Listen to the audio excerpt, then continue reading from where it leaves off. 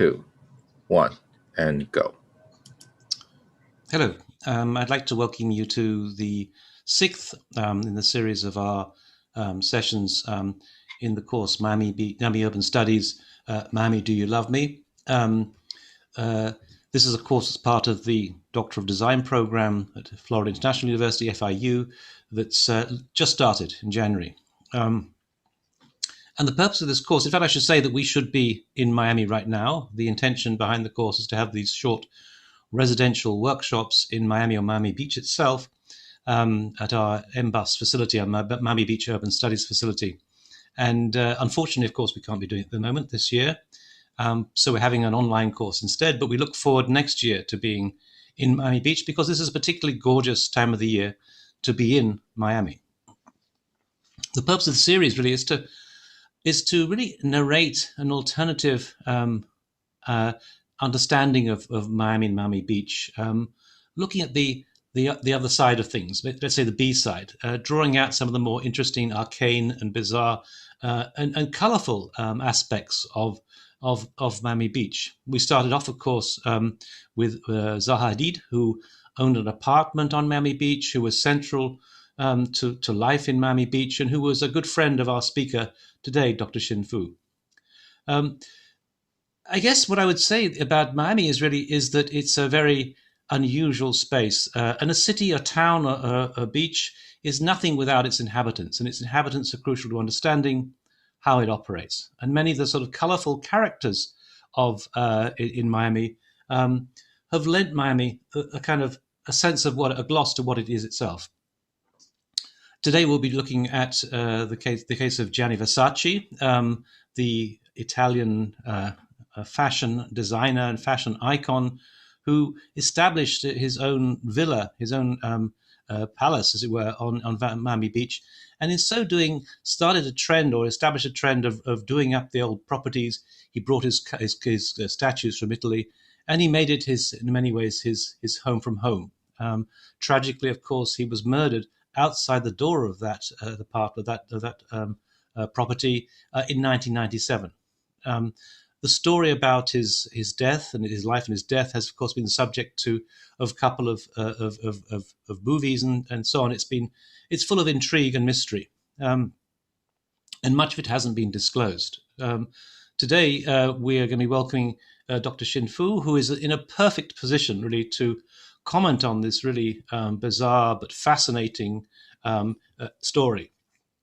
I should start by saying that Xin Fu was brought up in the hallowed academic environments of Beijing University, commonly known as Beida, Beijing Dashuo, the leading university, along with maybe Tsinghua, which is right next door to it, in China.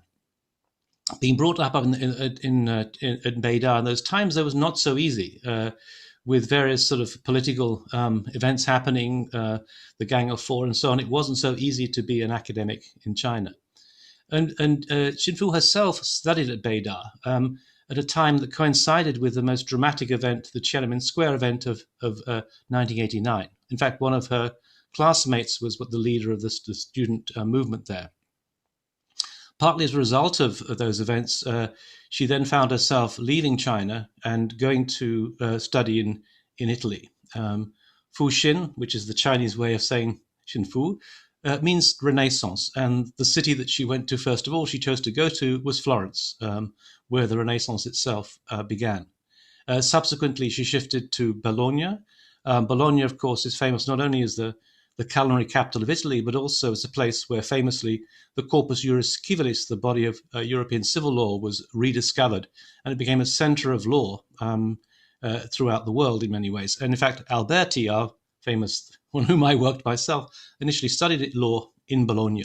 While she was in Italy, she became part of the increasingly exotic fashion culture. Herself a model, she was there to witness the kind of the era of supermodels, and about which we'll no doubt hear a lot fairly soon. And she also became a correspondent. She reported back to China, introduced China in many ways to the glamorous world of the Italian fashion scene. Subsequent to that, she traveled to London, where she started studying at SOAS, the School of Oriental and African Studies, which is very, very close to the Architectural Association and the Bartlett School of Architecture, two famous institutes for architecture. There, she studied for a master's program and subsequently moved to Oxford, where she took a PhD, a DPhil, sorry, Doctor of Philosophy in gender studies and fashion. A very kind of pioneering work, which really in many ways reflects her own life. And since then, she's moved to Miami. She has opened up art galleries in New York and Shanghai, and also in Miami. And she's one of the central characters who kind of is based in Miami much of the year, and who makes Miami so special. She was, of course, as one could imagine, part of that circle of Zaha Hadid when she was living in Miami. I wanted us just to before handing over to Shinfu, to say just a few words about Miami for those of you unfamiliar with the kind of the culture of Miami. I mean, one of the things that becomes oh, sorry, I'm out of sequence. One of the, sorry, I've missed my, okay. I'll go. I won't talk about it now. So one of the things I'd say about Miami is that there's the culture of what we call snowbirds, of individuals who come and who make it sort of part of who become part of the scene itself. But no, they come in the summer months to escape from the winter climes, especially from Canada. What I would suggest, though, there is also there's another sort of way of thinking about this, as these individuals, and often some of them very colorful characters like Zaha, also contribute to the story of Miami Beach. They enrich the culture, as it were, of these things. And so Shinfu I see almost as a kind of like a Marco Polo figure within this culture. She is kind of coming to Italy at the same time, bringing back things from Italy. And what I find interesting about the figure of Marco Polo himself is the way in which he was a kind of part of a two-way process. It wasn't just him going from Italy to China. We take the story about pasta. No one quite knows whether pasta came from China and went to Italy, or came from Italy and went to China. And that's the kind of the incredible sort of world of crossover, of cross-pollination, out of which Shin is emerging. For some reason, Shin, I'm going to hand over to you now. My slides seem to be out of order, and I'm a bit nervous. Can I just unshare a second to make sure I've got the right one? Give me a second.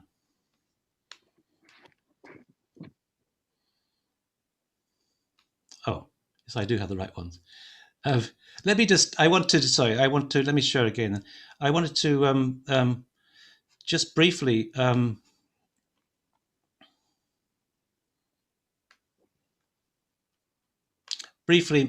just to dwell on that question about Marco Polo. I think this is a kind of intriguing figure. And myself, I've been part of this kind of interaction between the East and the West. But Shin was in many ways a pioneer, really been responsible for opening up a sort of dialogue between the world of fashion of Italy and Milan and the world of China. The way that I often sort of like to think about this. Oops, sorry, 1 second. The way that I like to think about this process is, or one way of describing it is thinking of it in terms of the discussion that Deleuze and Guattari has about the wasp and the orchid, whereby he speaks about a kind of certain mutualism that you find in nature. The wasp is kind of course, interested in the orchid because the orchid has plenty of nectar. But what happens with the orchid is a kind of process whereby the orchid becomes the wasp, and the wasp becomes the orchid. Indeed, the orchid feeds or helps the wasp in the orchid in some way, because what happens is, as the wasp is gorging itself on the nectar there, the pollen is deposited onto the back of the wasp, and of course, eventually, after a certain moment of time, the wasp has consumed the nectar and flies on to the next orchid. But in that process, there is a kind of astonishing moment whereby it is the kind of cross-pollination between these different things. It's not a one-way process at all. And the way that I would sort of understand the presence of people like Gianni Versace, or indeed Zaha, in a place like Miami Beach, or indeed Shinfu, is a kind of process whereby they bring to Miami something very special. They make Miami Beach what it is. It's not just simply a question of taking; it's a kind of cross-fertilization of two different processes.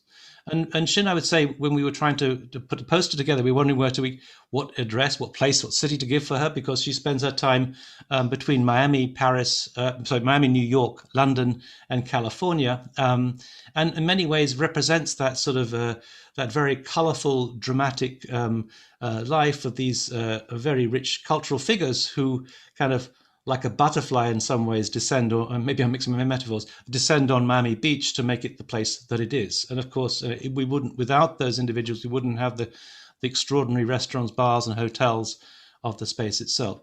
So I wanted to suggest that what's happening with individuals like Xin Fu, these pioneers who are making some of these connections, they are themselves Miami Beach. A city is nothing without its inhabitants, and we need to think about those individuals themselves. I want to just before I just move on, Shin, I want to just check that I haven't got any music on the next piece, because I've got the video next. And we had a problem last week when we lost our video because it was. Thank you, Neil, for the introduction. Actually, Gianni Versace gave an interview in the Vanity Fair saying, "I'm a little like a Marco Polo, going around and mixing culture." And Versace, described himself as a Marco Polo in the fashion world. And I remember I gave an interview about myself in Shanghai. They said, what is your gallery, Fuxing Gallery, about? Beside the Fuxing in Chinese means Renaissance.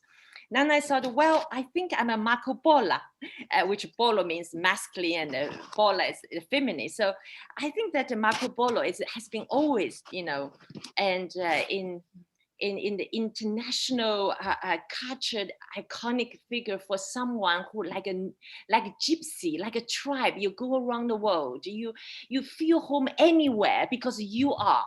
I just mentioned to Theodoria about I miss London, I miss Bologna, I miss Paris so much during this year.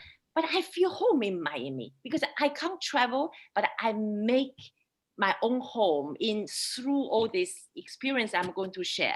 So let's start. Yeah. I think I pressed it by mistake. Okay, let's start. So let's begin this one again. I'm sorry. Can you see it? No, I see you. Okay. Oh, I'm sorry. I've made a mistake. Let me just go and get back onto the thing. Excuse me. Are we going to start with the fashion? Yes, we are. Sorry.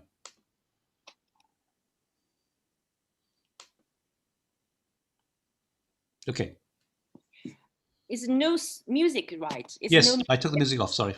Okay, so I could talk. So yes. I start with a last fashion show, the runway of Gianni Versace, just a few months before he was killed on the steps of his, mansion Versace. This was the last collection and last show ever for Gianni Versace. So I would like for everybody to remember the moment. That's in the Ritz Hotel in Paris, and the style is exactly what the sublime, the essence of Versace fashion. You can see now the leather black dress in the Chinese or Japanese, the writings and the bright colors, yellow, the crowds, the Greek Orthodox crowd. So during this fashion show, the video, I would like to give the three characteristic of Gianni Versace, the fashion as in the history of the fashion. First, he created the supermodel. Look, this is Naomi Campbell. And then you will see like Linda Evangelista. And you could see Christy Turlington. So all this, the supermodel has never exist. When we start modeling in Milan in the 1990s, you paid for that, still have no euro yet. You pay like a 50.000 lire. It's just like it's kind of a job for young girls, nothing important. And the supermodel is the first time ever in the 90s create these models pay at that time is $10,000 per hour. So this is like incredible, you know, to put the supermodel as kind of a celebrity in the stage, which I think it's really, and then afterwards the follow on, you know, the supermodel. Of course, behind the supermodel is a marketing concept that promote the Versace fashion. The second, the fashion of Versace is the celebrities. You can see on the front row, you can see Anna Wintour, you can see Madonna, you could see Elton John, you could see Prince Diana. So he was the first ever, the fashion designer, really understand the power of the celebrity sit at the front row and the red carpet. And in the 1987, the earliest the fashion show. So that was genius, and never, you know, fashion designer is considered artist. In Italy, is almost like artisan, artigiani. But this first time, he became the Andy Warhol of the fashion world and bring this marketing using the image of celebrities and also the presence of the celebrities in his fashion. Last one, before I have you know, the slides on, I would like to say the last one is that he's Italian and he was born in Reggio Calabria. You know, Reggio Calabria, it's a southern Italy. You know, being in Italy, people consider Reggio Calabria una provincia, una regione molto povera. It's like poor. It doesn't matter. But because this region is very just in front of Sicily, so it's that region we call the Magna Greca. You know, it's considered like Greek. You know, it's a Greek town, it's a Greek city. So Gianni Versace grew up in the Greek temple ruins, the Roman, you know, the you know, archaeology site. So he had a passion for art, for the archaeology, for the ancient, you know, the cultures. So he infused the first time ever in as a fashion designer. Is not just a tailor, but he fused with art. That's why I'm very interested. I write, you know, dissertation articles about the Caravaggio in Gianni Versace, Andy Warhol with Versace. So this kind of combined the art, history, culture with the fashion as never happened before. So that was the three, and legacy, I think, still remain today. Now, could you stop the video and we go to the slides? Okay, so we go ahead through the slide. This is the first part of my presentation is Gianni Versace. So this is the famous Gang of Four in the fashion world in the 90s. We call them Gang of Four. It's like, you know, it's like China say Gang of Four and now it's the Gang of Four of the fashion world. They are the top supermodel. And from these four girls, they start, the model become the most desirable and dreaming job for all the beautiful girls. And I was there in 1992. You know, I'm working for another really super brand. I'm working for Trussardi, Gianfranco Ferré. I love the white shirts. I like Bibelots, which, you know, it's a young and Armani but Gianni Versace definitely create his own this opulence and it dressed to kill and shocking and the colors, and they call it's like with Greek motifs, with Etruscan designs, with all these Roman backgrounds. So it's really at the beginning of the supermodel. Go ahead. And that is with, and grow bigger and bigger. You can see Claudia Schiffer. You could see which friend of mine also that we met like how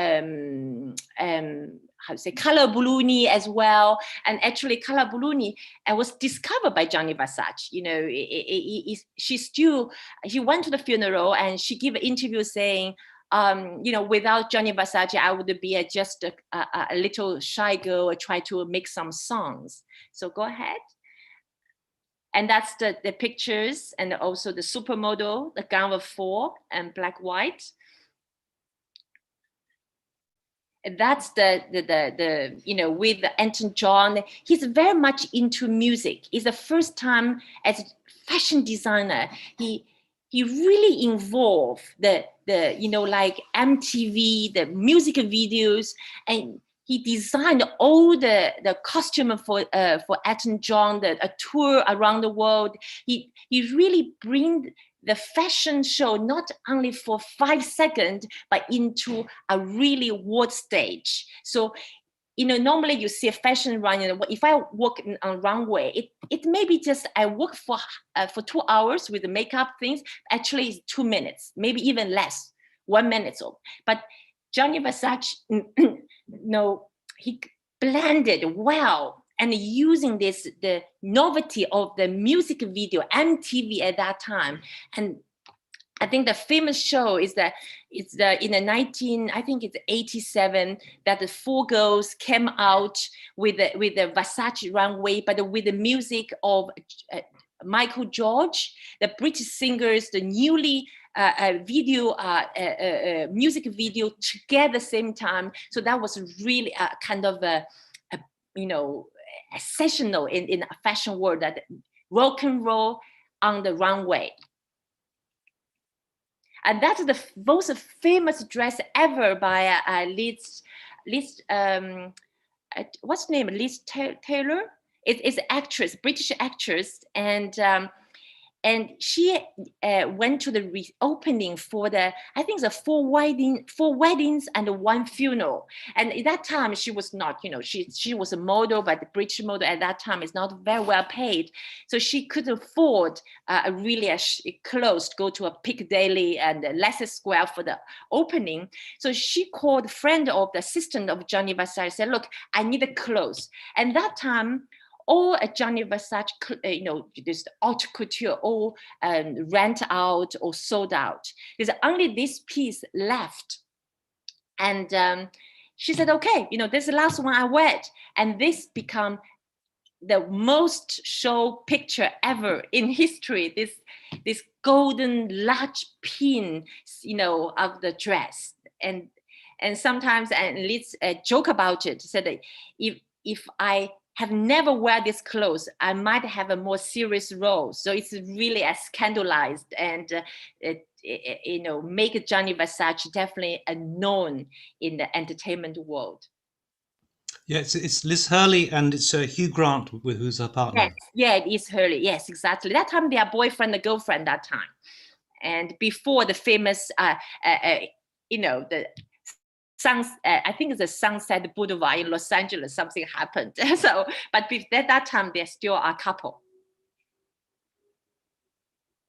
Go ahead. Yeah. Oh, that's what I just mentioned, you know, it's definitely it's the queen in the music world in the United States today, and Jennifer Lopez. And you can see all this Miami influence. That's almost like the final stage of Gianni Versace living Miami, as Neil described. It's not just live as a guest or as you know, borrowed the land to be home. He absorbed the local culture, the sun, the beach, the plants. So this is really new, and you can see the influence of Miami on Versace fashion design. That you can see that you know, the celebrities and Gianni Versace was using and promote his art, promote his fashion.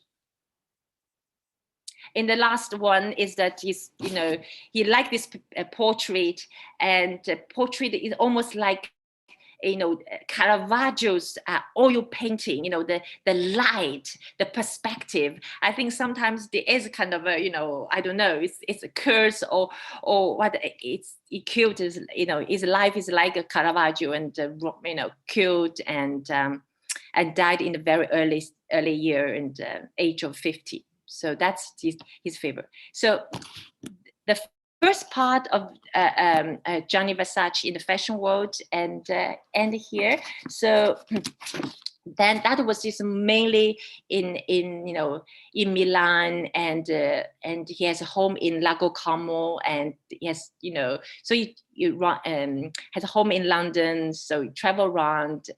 But in 1992, and he came to Miami with his friends, family, Donatella.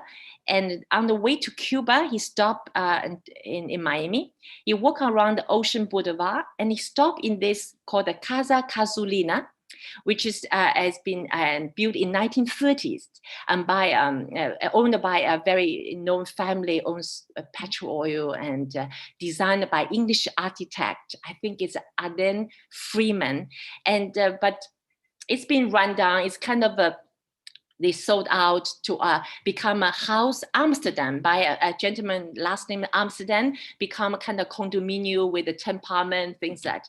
But in 1992, and Gianni Versace passed by and with his sister, and his sister gave interviews, and she said, "You remember so well."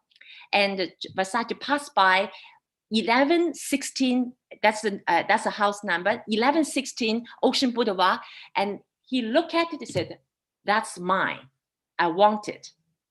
And then, at that time, all the Ocean Boulevard is a hotels, bar, restaurants, it's a really rundown. It's called like the waiting room of the god. It's like, it's called, for the newlywed and nearly dead. It's kind of things that it's not Miami Beach today. So he was the first one who took over this famous Art Deco design district and to build a home.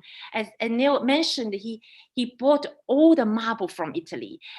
Around the swimming pool, you saw the first pictures, and all the statues are from France. He basically bring his own Europe to this sun and beach Miami as a home.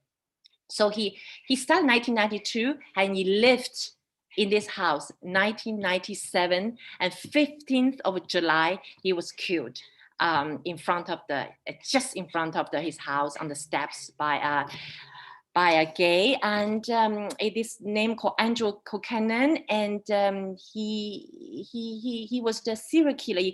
He killed 4 people before he arrived in Miami, and he stayed in Miami for 8 weeks, almost as of 2 months, and find out routines and aim and to find a Versace, which he met Gianni Versace really briefly in San Diego in a nightclub.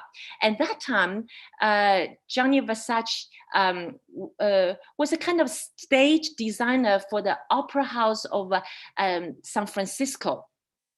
To design, he was very interesting in opera, in ballet. So he did a lot of beautiful costume design for the stage. So he was there in San Francisco, and then in San Diego. He met Andrew Kokanen briefly, but nobody really know what happened. The family always, Donatella or Sandro Versace always denied that they never met. Nothing, nobody knows about him. But some friend of Andrew, they definitely met briefly, and what happened that night, nobody knows, and it's going to keep as mystery, mystery kind of. Story, and nobody could really know what actually happened. But definitely there is a kind of illusion, obsession, and from Andrew Kokanen to transform its frustration and his anger and his kind of and as Andy Warhol said, to be famous, everybody deserved to be famous in 2 seconds, which is he did it, and he became known even we talk about today after so many years. And he killed, and then he ran for almost 20 days finally, and he killed himself in the private boathouse. And that's the Neil, can you keep on the slides, please? Yeah, that's the person, and is gay, and he was born in San Diego by an American mother and a Filipino father, and very, private school, bishop, private school in San Diego, very, very wealthy private school. I think he did all the high school graduate, but never finished college, and so that's kind of a complete too. And in Andrew Buchanan is always he was always fascinated by fashion world, the Vogue. Even in the last place he hid, and the FBI agent found out next to his body is a block of the Vogue fashion magazine next to him. That's the neighborhood of the now the mansion and the Maison Versace around this the Art Deco. We just go through the slides quickly. That's the in the near the art district, just in front of museums. So that's called 1000 Museum by Zaha Hadid. And that's where I met Neil. So that's the beauty. And that's the moment I met, and we had a big opening, and with the developers, and we had a very nice party during the Art Basel, and I think many years ago. Yeah, that's the photography of the developers. They put pictures, and ever since we met, and I visited London, and we met every year during Art Basel, Design Miami, and with Patrick as well. So it's kind of a very precious memory for me. Yeah, that's the famous design in the Lincoln Road, and it's the garage, and I think by a very famous architect. Now become the favorite spot for doing a yoga class. This is like a mecca for all the old art world and for during Art Basel Miami. This is where Art Basel took place. Unfortunately, I think last year, and I don't know this year what happened, but definitely it's the destination for all the designers and collectors and artists or curators. Everybody want to be there in the end of November, the first week of December. It's like the hottest spot on this planet is the Art Basel Miami in the convention center. This is my second home.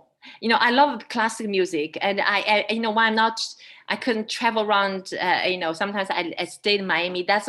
It's the Frank Gehry's New World Symphony. It's just amazing with all the best concert could enjoy, like in New York and in Paris, in London. The best performance I never had in Miami Beach. This is a design, it is a design district, and it's become really very vibrant during this period as the COVID, and this become more and more not only locals, visitors, because not so many places you can go now. So this is a place which is really still have a possibility, and we just had a very big installation art show by Louis Vuitton, and I think they did in Shanghai. After Shanghai, they moved to Miami, and it was in the design district with a big fashion presentation of the men collections and the art installations, and just finished on the 25th of January. Quick slides about Miami, the Ocean Boulevard, around in Miami, the Versace mansion. And now it's become a kind of hotel, boutique hotel, and with restaurants and things. Hopefully, one day we will meet together and to visit that place. So now the Versace mansion is private owned boutique hotel, and they keep everything almost original. And the restaurant is Italian Mediterranean style. You can, you don't have to be guest. You can walk in to have your lunch or have a drink. It's a really nice place, just, to visit.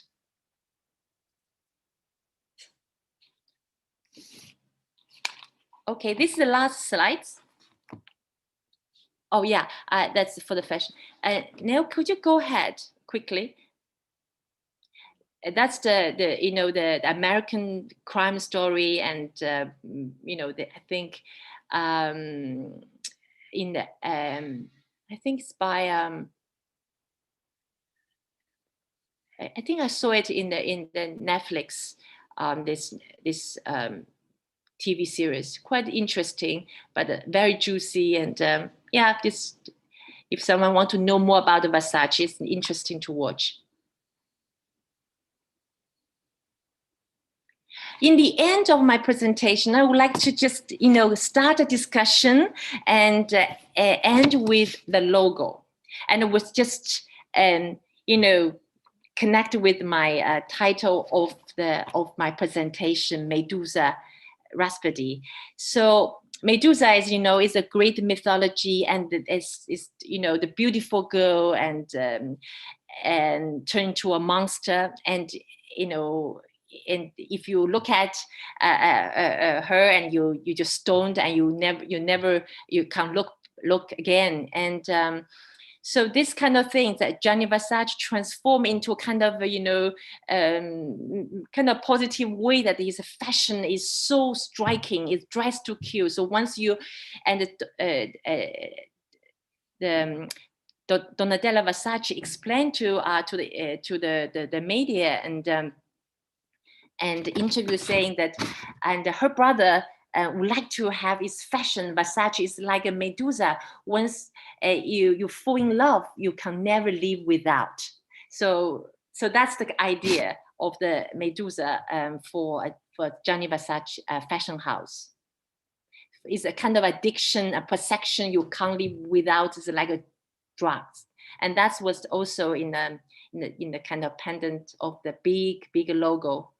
And it's actually Versace's logos everywhere, from sunglasses to body lotions, the belt. It's just like, it really, you can't miss it, when you see the Medusa. And that's the original, the Medusa's statues in the ancient Greek, and the collections are from a Metropolitan Art Museum in New York. That's the Medusa from Caravaggio.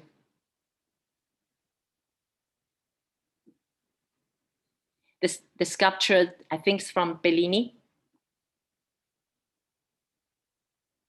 That's the final slides of the grandeur, the glamour. It is larger than life. It's the Medusa logo of Gianni Versace. So in the end, I just say that sometimes I think, I'm as Chinese, and we always say, be careful what you say. The words has a weight, and the symbols has got a power. So in many ways, that Medusa, in a way, it's almost like signal the destiny of Versace in a way, and to see this two sides of the blades, that to kill, to be killed, and to stone and to be stoned, and to shock and to be shocked. So it's in a way, it's interesting. I would like to open discussion to see that how this kind of beauty turned into danger, that to success, and leading to the fatal tragedy. And so how, being an architect, being as an artist, as a creator, how you balance the way between the angel and the evil and everybody inside of us. So I would like to end my presentation with a poetry about the Medusa by Louise Bourgain, and written in 1923. She wrote like this: I had come to the house in the cave of trees, facing a sheer sky. Everything moved. A bell hung ready to strike. Sun and reflection wheeled by. When the bare eyes were before me, and hissing hair, held up at a window, seen through a door, the stiff, bored eyes, the serpents on the forehead, formed in the air. This is a dead scene forever now. Nothing will ever stir. The end will never brighten it more than this, nor the rain blur. The water will always fall and will not fall, and the tipped bell makes no sound. The grass will always be growing for hay deep on the ground, and I shall stand here like a shadow, and the great balanced day, my eyes on the yellow dust that was lifting in the wind and does not drift away. Thank you so much.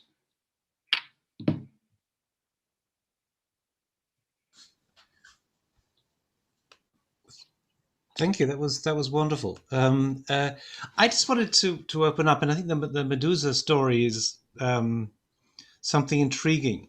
But as I was saying in the beginning, I was trying to kind of argue that people coming to Miami, not just taking from Miami, they're adding to Miami. There's always a kind of, let's say, a dialectical moment, shall we say, between two opposites sometimes. And I often contrast or compare, let's say, the Medusa moment when something becomes stone to the moment when stone becomes alive. And it's particularly apposite for architects because Daedalus, who was supposedly the first ever architect, had the capacity to bring statues alive. And one thinks here of the kind of the way that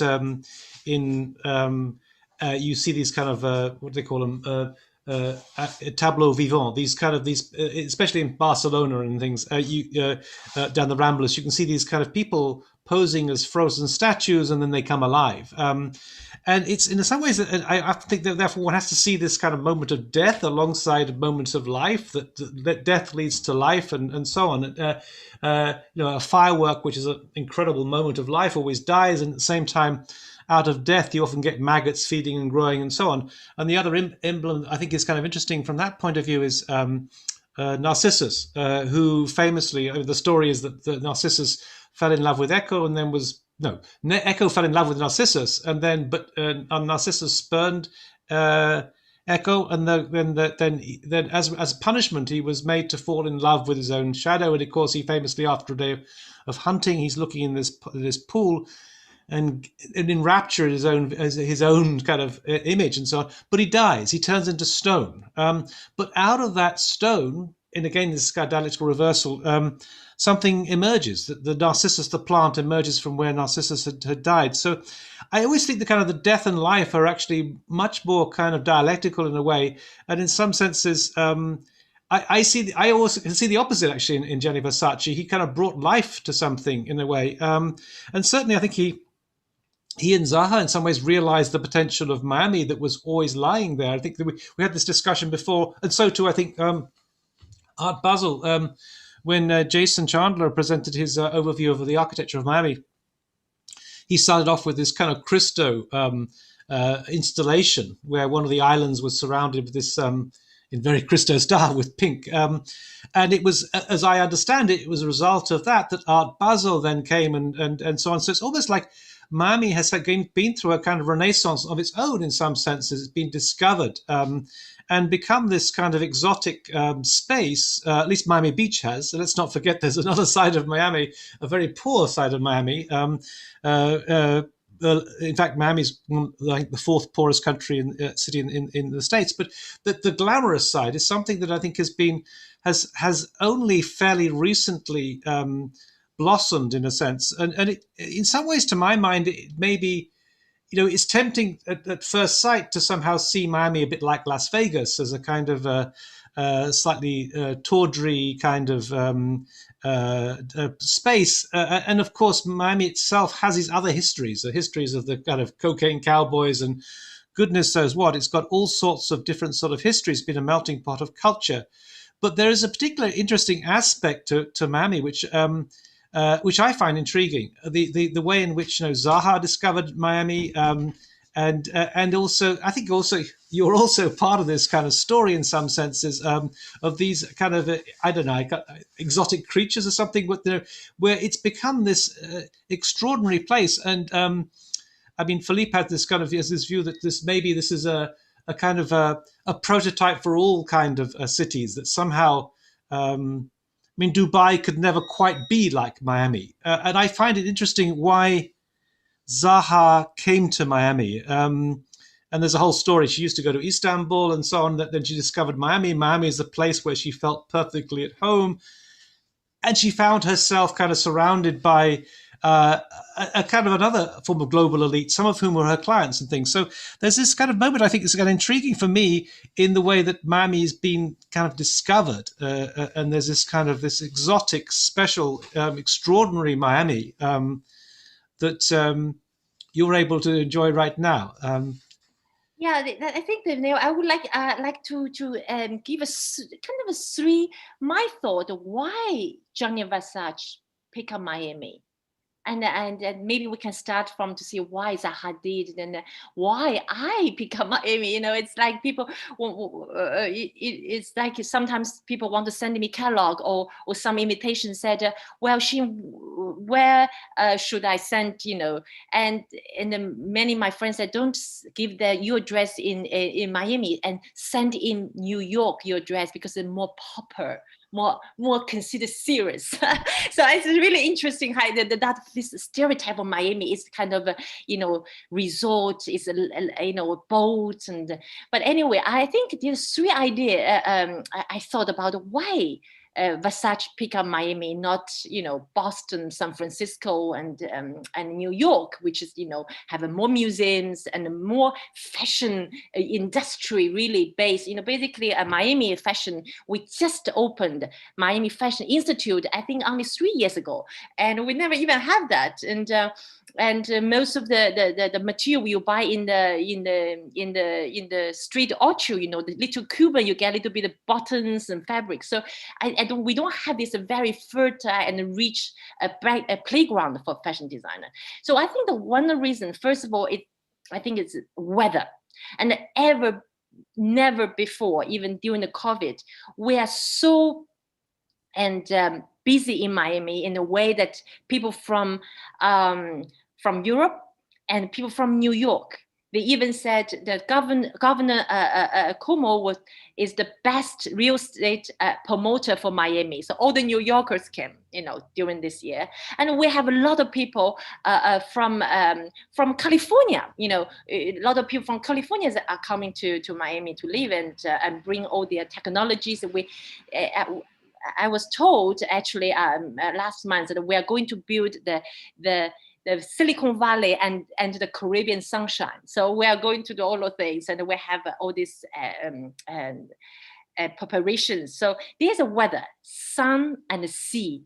And sometimes I talk to Neil about that we still can jump in the ocean. It's like 23, 24, degree of water, and without wetsuits. I'm surfing, diving, as just, so it's really the weather. I think it's almost like animal instinct. You want to be, and when you, and the sun and the beach, you're almost like you're light. I said you and the sun, so you're happier. It's like the research about the happiness studies. They said people live near the ocean and the sun are happier. I think I believe that. I think there's a lot of reason, even from the basic instinct, people want to be there. I think for Gianni Versace being a Licio Calabria, the southern Italian guy, he felt home. The weather, he's familiar with it. And I think second is as Neil mentioned about the diversity, the international as ever in Miami, that you if I drive or I walk on the Collins or Lincoln Road, you can hear any language. any from Hebrew, basically like, next to Miami Beach is almost like little Tel Aviv, there's a lot of Jewish communities and things. And then of course there's Europeans and, Italian took over all the hotels, restaurant business, French in the hotel management, and Swiss and English. So we are really, really European. It's close to Europe. We fly for 5 hours. You will be in Lisbon, in Madrid. For me, it's such a heaven for me. Jump the plane in the Miami International Airport, I will be in Milan in 5 hours, or in Madrid. So it's really kind of closeness to Europe. It's make people feel kind of ease to move to Miami. And of course, this city is built on the swamp. It's almost like a big hotel, check in, check out. It's kind of even, I could say, use a loose, but same time it's really very fluid. So you are not have this, oh, I'm going to leave Miami the rest of my life, I have to find my roots. No, people are in the mood of almost like a weave into it. It's a weaving into the fabric of the city. You are the thread. You move in, you can take out. So this kind of easiness for all the newcomers, from no matter if you're the big celebrity of designers, or you are the tennis player from from Switzerland, or you are the soccer player from Argentina, you all here. And there is sense of under the sun, the beach, almost like you don't have all this dress up coat, the fur, you are t-shirt, you are shorts. So it's really more kind of naked truth, make you feel like, okay, even you have a billionaires, you only wear t-shirt, you flip-flop. So there is kind of lifestyle, make people feel easy to insert into the city, and without to have a heavy statement, who I am, what I'm doing. No, it's here. It's a weaving city. Last one, I think, is about the Versace. I think it's a kind of tolerance, because it's a really large gay community besides San Francisco. So here, as a Versace give interviews, and he said, look, he looked quite kind of a Southern Italian guy, dark skin, black hair. So he really can blend, almost disappeared among all the Latinos. He feel he's not be really like right away to see Gianni Versace in the middle of the Piccadilly circles, I think that this is more, he feel in his own world, and also being speak Italian and Spanish, it's really, I speak perfect Italian, but for me in Miami, it's one of the choice. I feel quickly to pick up Spanish and understand their conversations. I don't feel like I lost. So I think there's 3 reasons, I think, for Versace really decide to build a house. And of course, unfortunately, he end up his life here, but it is really sad. But in that way, I can see there's so many people like Versace and from Europe, from not too much Asian yet, but Europeans and even from other states in the United States are moving to Miami before and ever. Now is so many here in Miami. No, I think that's a beautiful description of what Miami is, and I'm just wondering to what extent the whole kind of aesthetics. I mean, I think one of the astonishing things. I mean, I'm based on Venice Beach right now, which may be the prototype in some sense for Miami Beach, because it was called it's been called Silicon Beach, and I can see the tech companies moving in there, and I mean, given the fact that we now know that remote working is a given, that people will be. I always say that if you can work anywhere, then it's important precisely where you work, and that Hawaii is of course attractive to many people, but because of the time differences, it's not. I mean, Miami's on the same time zone as New York. But I was just thinking in terms of the kind of the aesthetics, because I think I thought it was a very beautiful description. You almost feel like you're entering the ocean. It's almost body temperature, and you kind of slip into the ocean. And in some ways, I think Miami's like that anyway. You kind of feel very comfortable slipping in, and it somehow is I've also seen it as a kind of heterotopian space, as being kind of somehow outside of mainstream America, and it's less uptight for sure. And I think that Yeah, I don't know. My colleague Thomas Spiegelhalter, he lives on Miami Beach. He tries to stay there as much as possible. And I remember once we were kind of jaywalking, or maybe about to jaywalk. He said, "Don't worry, we're at the beach. Relax." And I think that sums up many things much about Miami. But the thing I find interesting is that, I mean, some of the exquisite interiors of the hotels there and the restaurants. I mean, Bazaar is my particular kind of favorite there, but they're exquisite. They're kind of, I describe these as being aesthetic cocoons. I mean, you're in this welcoming environment, and it reminded me really when I first started thinking about this. I was invited by Bernard Schumi, who designed our building, of course, to New York, and of course you were jet lagged. It was exhausting to fly across. But then he put me up in one of these Ian Schrager hotels. It's very exquisitely designed by Philip Stark. And you arrived there, and you came and you were jet lagged, and you'd got a taxi from JFK, and you'd been through all this. It's actually was hassle. Traveling's a hassle. It might. There are nice aspects, but it's a hassle. Then suddenly you found yourself in this exquisite kind of space, and it was just so reassuring. It was almost like you were back in the womb in some sense. You were completely nurtured and things, and I think that has a huge role to do, not just the warmth and the of the ocean and so on, but the kind of the exquisiteness of Miami. And I think there's an interesting kind of question as to why all these incredibly talented architects have been brought to Miami. Not just Zaha, but also Gehry and Herzog de Meuron. They were the designers of the garage structure, which is a garage structure, but is the most exquisite garage structure. And in a sense, maybe that's something about Miami. It's kind of I mean, there's a certain necessity for some things, but it kind of, there's certain moments on Miami Beach where it really raises the level to something very, very special. So I just find your thoughts very provocative, and I've often wondered about the secret of Miami and what is the appeal about it, and it is that, I think, that openness and so on. But let me open this up to some discussion from the various candidates on the DDES and De Grey, also my colleague who's here. I think that was actually, I must say it was wonderful to see it in the eyes of somebody who's traveled through this sort of history and has such experience of the Italian world before Miami, because I think you brought it to life in a wonderful new way. But let me open up to possible questions.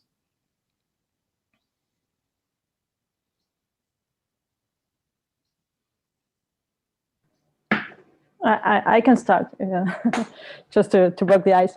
Hello, and it was a beautiful talk, and what you showed made me think a lot about not only about Miami but also about Versace. And I mean, I'm knowing more about Miami, but through images. Or what I know, I'm in Argentina. I'm Argentinian, and I never been in Miami, but I'm in a way knowing certain things about Miami through images. So maybe my comment and question at the same time is about these images.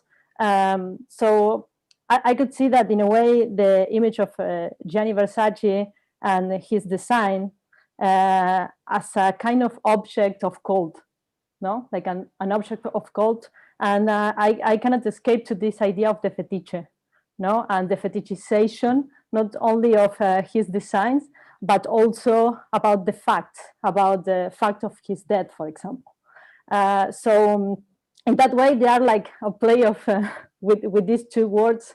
I read a book from Bruno Latour a few years ago, and it's like this relation between the fetiche and the facts, no? Because in a way, the fetiche is like a kind of charming thing, like a charmed thing. No, it seems like something magic in a way because of the relation with the objects and what we believe that the objects are. In a way, it's related with Neil was saying about the idea of the dead after life. And if we believe that, for example, our buildings are alive or the sculptures are alive. And I'm also have like Portuguese roots. And I said like the origin of this word of the fetiche. Fetish. Fetish, yeah, sorry. Yeah. fetiche in Argentinian, in Spanish, yeah, sorry. Fetish is, the idea of the fetish is like, yes, this idea that you put like certain properties to an object. So it's this idea of the charmed or enchanted, no? Like this idea that you believe that the objects are more than what they really are, like a fact.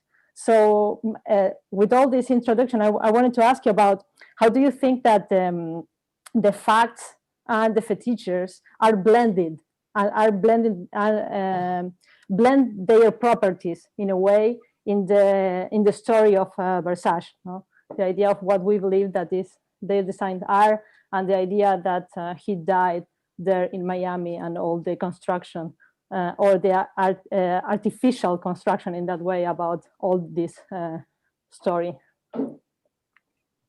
Wow, Maria, this is really my most fascinated that how to say my interest in all my life. I'm always interested in symbols, and if I go to a bookstore, and since I was student time in London, I always buy the books, and that's why Umberto Eco was my teacher, and in Bologna at that time I was always like the symbols, the nome della rosa, and I would just, and you did, talking about the fetish and the fate.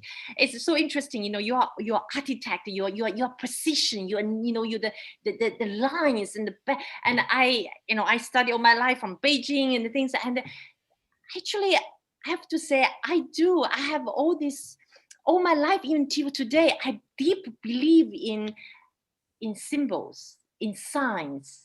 As you mentioned about the fetish, the Medusa. It's kind of things, if people ask me, do you believe, are you superstitious? I think in many ways I am. And I believe this kind of, you said a blend is like the facts and things.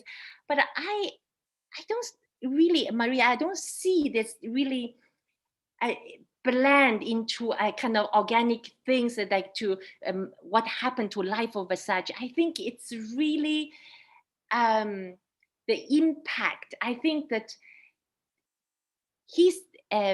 Versace's this kind of the southern Italian roots, as you know, the Medusa head, which actually was is the symbol of the Sicily region.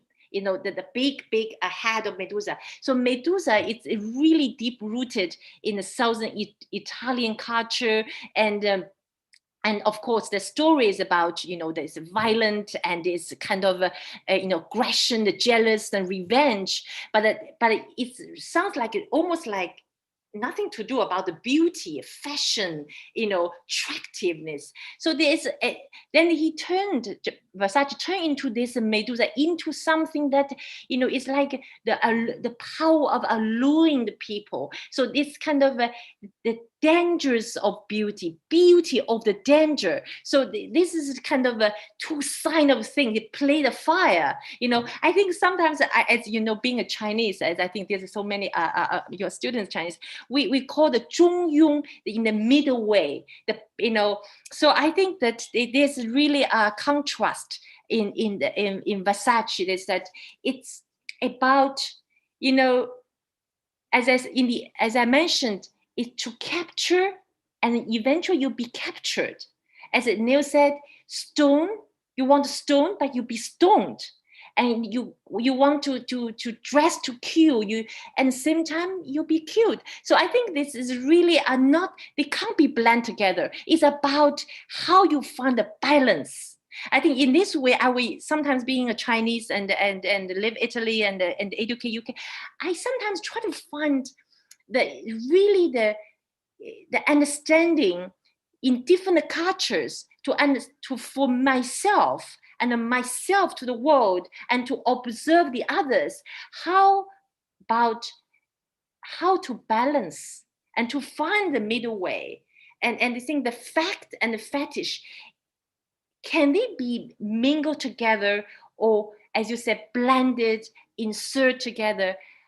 I think it's just one another can be on top, but we as artists, as a creator, as a live human beings, I think in this moment I would tell myself, thinking as old Chinese, to find a balance, to find a way that you go through it, but never put in a way that to overwhelming things. So that was the way I see.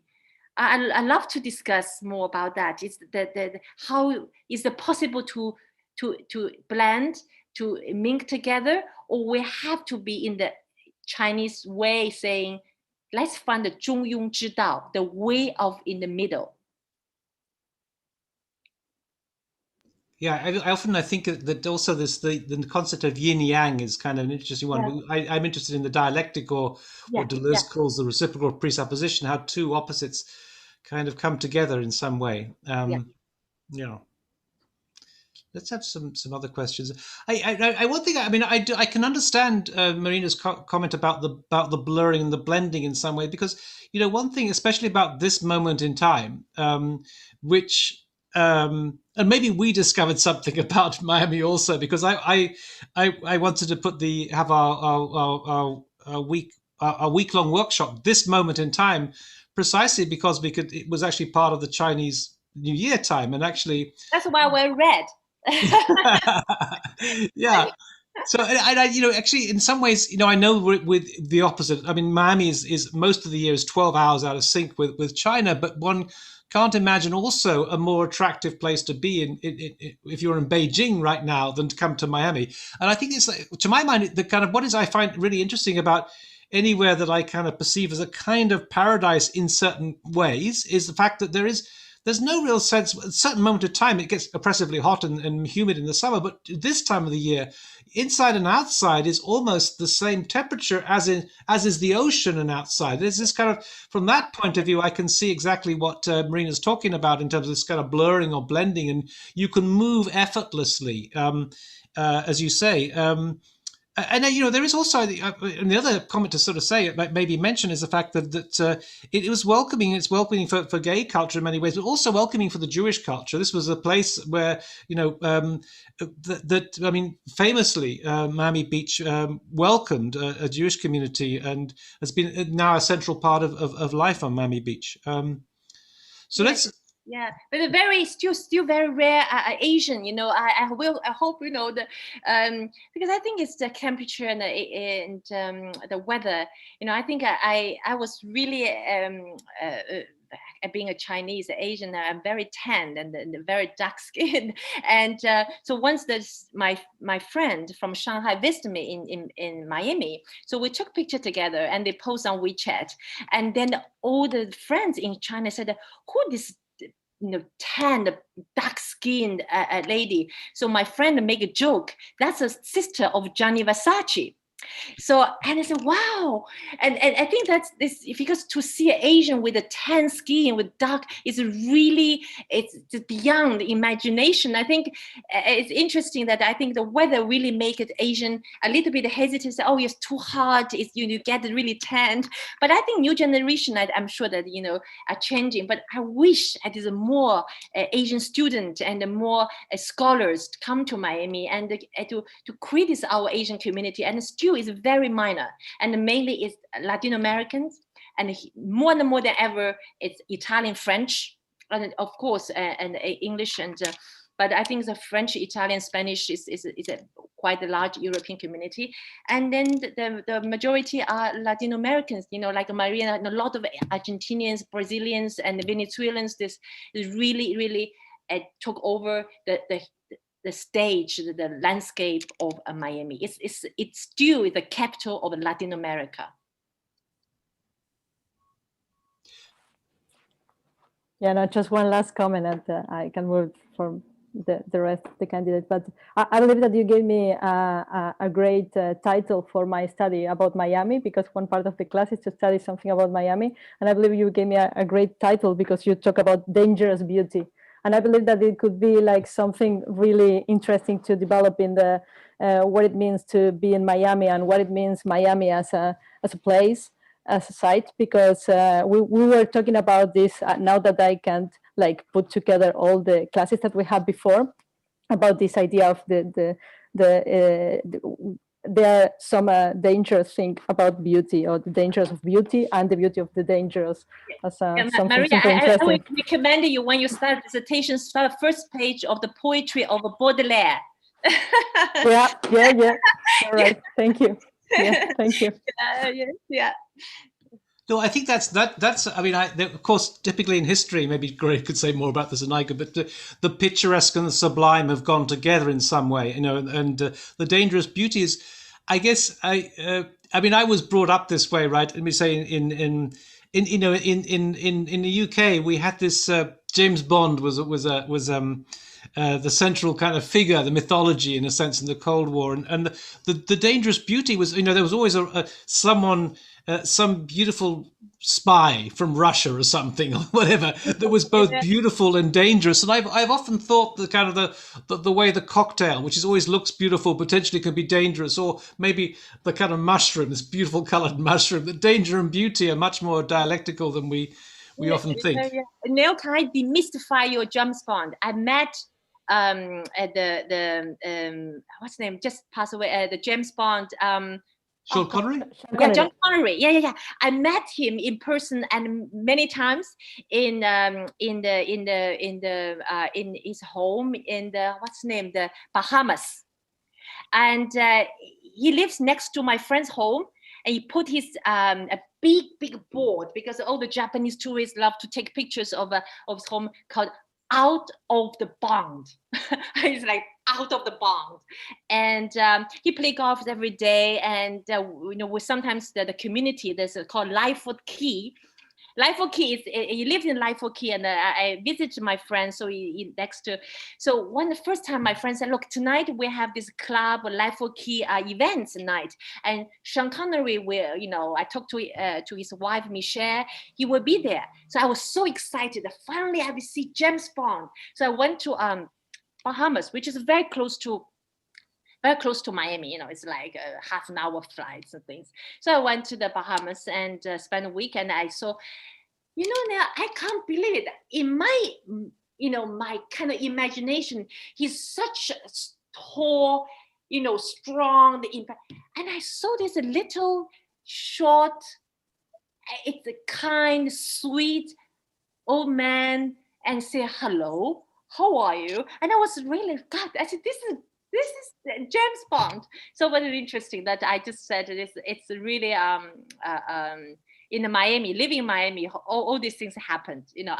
Miami, around the Miami, and it's interesting. Yeah, I do have something to add, and that is when Gianni Versace was there, it was the mid to late 90s, right? He lived in Miami in 1992. He started to renovate it, and he lived till 1997. So it is only 5 years. Yeah. Well, at that time was when Miami Beach was transforming radically. Yes. That for a long time, Miami Beach had been almost a rest home. They call it the God's waiting room. Yes. That there were a lot of elderly, mostly Jewish people who lived in what had been hotels. They were kind of rooming houses at that point. That they had come to Miami Beach sort of after World War II. It was like a lot of them had migrated from Russia, or they used to call it Borscht Beach. And they came, it was like you're older, you've been living in New York, you retire, you just say, the heck with it, I'm going to Miami. And they retired, a lot of them, to Miami Beach. And that particular South Beach area was very run down for a long time. That it was a, elderly, not wealthy population. And there were just a few developers who saw the potential in it. And it was a radical transformation that took place in the 80s, late 80s and early 90s. It was actually quite quick. And so when I arrived in 97, that I had a studio on Lincoln Road for a couple of years. And I remember that juxtaposition, that there were, artists, and they were fashionable people, and Lincoln Road had only recently been renovated. But at the same time, there were still the elderly population. And I remember one very frail elderly woman who used to walk on Lincoln Road. And she wore a specific color. One day she would be lime green from the top of her head to the bottom of her feet. And the next day she would be orange or yellow. And she was, you know, obviously not wealthy, but she was a character. And there were a number of people like that, that gave that place, well, a sort of edginess.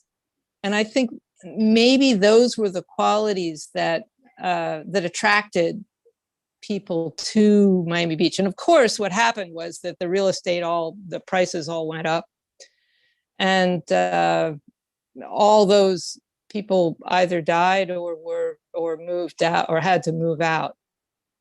So I'm just saying that at the moment when Gianni Versace came in and saw that house, which of course at that time was probably terribly run down. Yeah, it's called the Amsterdam House. Amsterdam House is it was like a rooming house. Yes, yes. And but I think those were the qualities he probably enjoyed. Yeah, and you know, he bought the Amsterdam House, and he tried to get the hotel next to that one. It's called Hotel Reverse, and you know, nobody can make that happen because that was kind of art decor district. It's difficult to, you know, it's not different feature of the art decor, the historical heritage. So, but in the end, you know, as Donatella said, and my brother always make miracles. So he bought the hotel next to the mansion, and he transformed it to a garden and the swimming pool. So even he did a great job with his Casa Casulina. He get even reward of this preservation of the art decor as get a reward, and as the first one get a reward as a European. So this was really the moment of transformation. At that time, the Ocean Boulevard, you can see this run, you know, some kind of fashion models took some wild pictures, and the people, and this one just come out, I think, a few years ago. It's a photographer. He took pictures of all the Miami Beach in the 50s, 60s. And that was really spectacular. And now they're showing all the photographies in the Pesti Hotel on the Ocean Boulevard. I just saw it a couple of weeks ago. So it's really nice, kind of, you know, the photography over Miami Beach in the old time. It's just like, it's for me as a new Miami you know, person, that was really eyes open. Wow, that is Miami. Yes, it's true. Yeah, there's a lovely book. I think it's called, I don't know, Miami Beach Remembered or something like that. I've got it. I can dig it up. But they're pictures of this older crowd, and they're sort of, and they're wonderful photos of just yeah. It's true. Just that sort of fading character of the beach. But still today, in Miami today, it's like here. Actually, that Miami, it's kind of a staging. It's like you almost legitimized to play, to be player. You know, I remember in Art Basel, and you know, you go to Art Basel in Basel, Switzerland. You go to Art Basel in Hong Kong. You go to all this, you know, Paris. It's almost like, you know, you are in the very certain kind of way. But Miami Beach, you allow this, you know, the people who come in with the flying ties and, you know, all the color of the hair. I think Miami have this kind of a flair in the air that, you know, you're okay to play around. This world is a stage. It's all on you.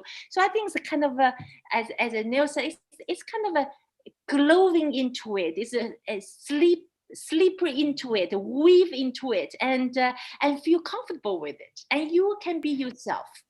I think that's the kind of. Oh, if you want, and since you spent some of your time in London, I mentioned this before in previous sessions, but I think Miami Beach somehow reminds me of Brighton, in a sense that because in the south coast in England it's kind of Costa Geriatrica or maybe God's waiting room.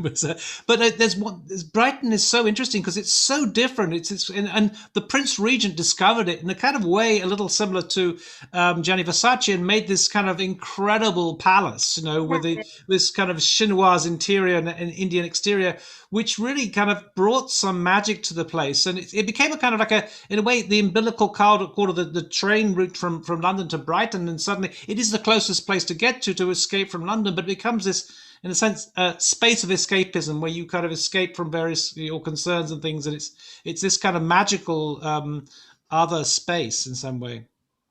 Yeah, definitely. I think that's maybe the weather and the cultures make difference.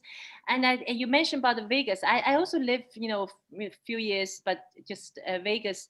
I think that, like not far away from Miami to Cancun, I almost feel like a really bad version of Miami. I hate it. I couldn't stand it. After one day I said, I'm going to live. So Miami, why Miami still is as ever the traction and the standing high, and more and more people move to Miami. I think this city has culture. It kept me here because I'm dying. I couldn't live without the music, the art, the lectures and things. But I'm after 80 years. It's the longest time ever I live. I lived once, after 5 years, I have to move on. I live in Miami, and I think I'm still feel blessed. I live in Miami even now in the COVID. I think there is the culture. And it's blended in the Latino culture, the European culture, and Jewish culture, and people from New York, from Canada, from the other coast, and bring into it. And this is a city generous. He let all the things be together without judgment. So I think that's why it kept me here. It's still keeping me here, living in Miami after 8 years, which is really longest ever. I move on. So beside the COVID, maybe the COVID, but I think Miami has this kind of, I think inner strength. It's kind of inside of you, and as Maria said, it's kind of I could say the fetish power, whatever. It's energy. Make everybody feel that you're welcomed and you find your own Miami in your heart. I'd like to invite some of our candidates to kind of make some comments. I know that Elena is, who's from Russia, who's almost everybody actually in our group has got this kind of exotic trajectory, and they've been through many countries and been on a journey and nomadic intellectually and kind of geographically. But Elena comes from St. Petersburg, or at least was brought up in Russia and things, and spent some time, in fact, in China as part of her background. But she's there now. We're all very envious about her. Elena, привет. Good morning, привет. And I really like the comment from Gray about the Borscht Beach. I was laughing for a few minutes, like nonstop. Probably we need to rename Brighton Beach in New York as well. And thank you for a fantastic lecture. It was really very interesting. And you made very accurate and sensible, like, in terms of sensibility comments about New Yorkers, because I live in New York and I'm very frequent flyer to Miami. And you cannot imagine how many friends, classmates I keep meeting every day here. And it's like seriously, everybody in New York here, and it seems like yes. And you made very accurate comment about that people come here because we feel happy. And this was actually my answer yesterday when one person asked me, why you keep coming to Miami that often? I said, I feel very happy here and I want to always come back here because it's like the vibe, the people is everything relaxing here and it's great. And I would like to make a comment about the fashion, since this was lecture about the fashion. And I work quite a little in fashion industry in New York Fashion Weeks. I was a backstage photographer and runway photographer as well for a few Russian and Chinese magazines.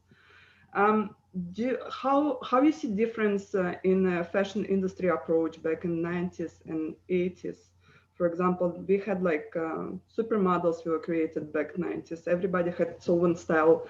Linda Evangelista, Claudia Schiffer, Naomi Campbell. And we had a lot of like historical photographers, for example, Paolo Roversi, Stephen Maisel, Helmut Newton. So it was, every shooting was a certain story tale, it was narrative, it was artistry. And now it feels the haute couture, it was overtaken by fast fashion. So everything what we see, even like if you take the top 10 fashion magazines and you're going through the magazines, you can see, okay, this is kind of the simulation of Stephen Maisel shooting, or this is kind of referral to Lindbergh shootings. So it's kind of repetition, and I don't see a lot new happening right now in the fashion industry. It's everything like going back and replicating the old stuff. So what do you think about it? So you are my neighbors. I'm so happy we should meet and Yes. we have a coffee together in the Miami Beach. So Elena, I'm so happy you mentioned that. You know, I'm I write for Marie Claire in fashion Elle magazine in Hong Kong, the very first edition in Chinese, and not even mainland that time. It's only in Hong Kong. I wrote in English and Chinese for Hong Kong. So I was really early stage when I was student. I already tried to make some money and to introduce myself to Hong Kong fashion world. So look, you know, I can go to the fashion show for you, and you don't have to send a reporter. I wrote Chinese, so I was really in that time in the supermodel era, and witness, you know, that's really the Milanese, the Salotto at that time. I think at that time you said so well. It's, you know, all this like Helmut Newton, Bruce Weber, all this they are not just technically as a photographer. You know, that time there's no digitals, no everything. It's a Cartier-Bresson in the fashion world. You tell the stories. You know, it is not so much. I think that Gianni Versace started to have these bright colors. You know, a lot of time before it's a black white. It's a lot about the light, you know, the shadows, you know, the architecture in the image, not just, you know, visuals capture your excitement. It's a more deep. It's a storyteller. So one at that time, and the fashion photographer and the fashion world, if from the supermodel, it's not only about the beauty, it's about the personality. And you know, I was in that time, because I was so tall in that time, and I'm really very few Chinese around in Italy in the beginning of in the 80s, 90s. So I was easily to pick up and things. But at that time, I think I always still thinking myself, and I know I'm not this kind of a, you know, Monica Bellucci's beauty, but I think that people really looking for character have to find some, the girls has story to tell. Even they are young, but they are making the story, so telling the story and making story into it. So the length of the photographer is not just the shape of the body, but to capture the soul. And now I think today, because all these things, as you know, you're a photographer in the Fashion Week, and actually I'm in New York. Actually, this week should be New York week. We should be in New York, and I think there's digitalizations, all this kind of technology really diminished in the personal, become impersonal, and then, you know, this kind of fashion is more to the marketing and the mass consumption. So it's like the image you captured is not going to stay for long. So it's really a kind of a fast food consumption. Even it's not food, but its image is consumed instantly, and that's over. So I think history is shortened today. And in the past, the history is about heritage. Fantastic answer, thank you. You're welcome.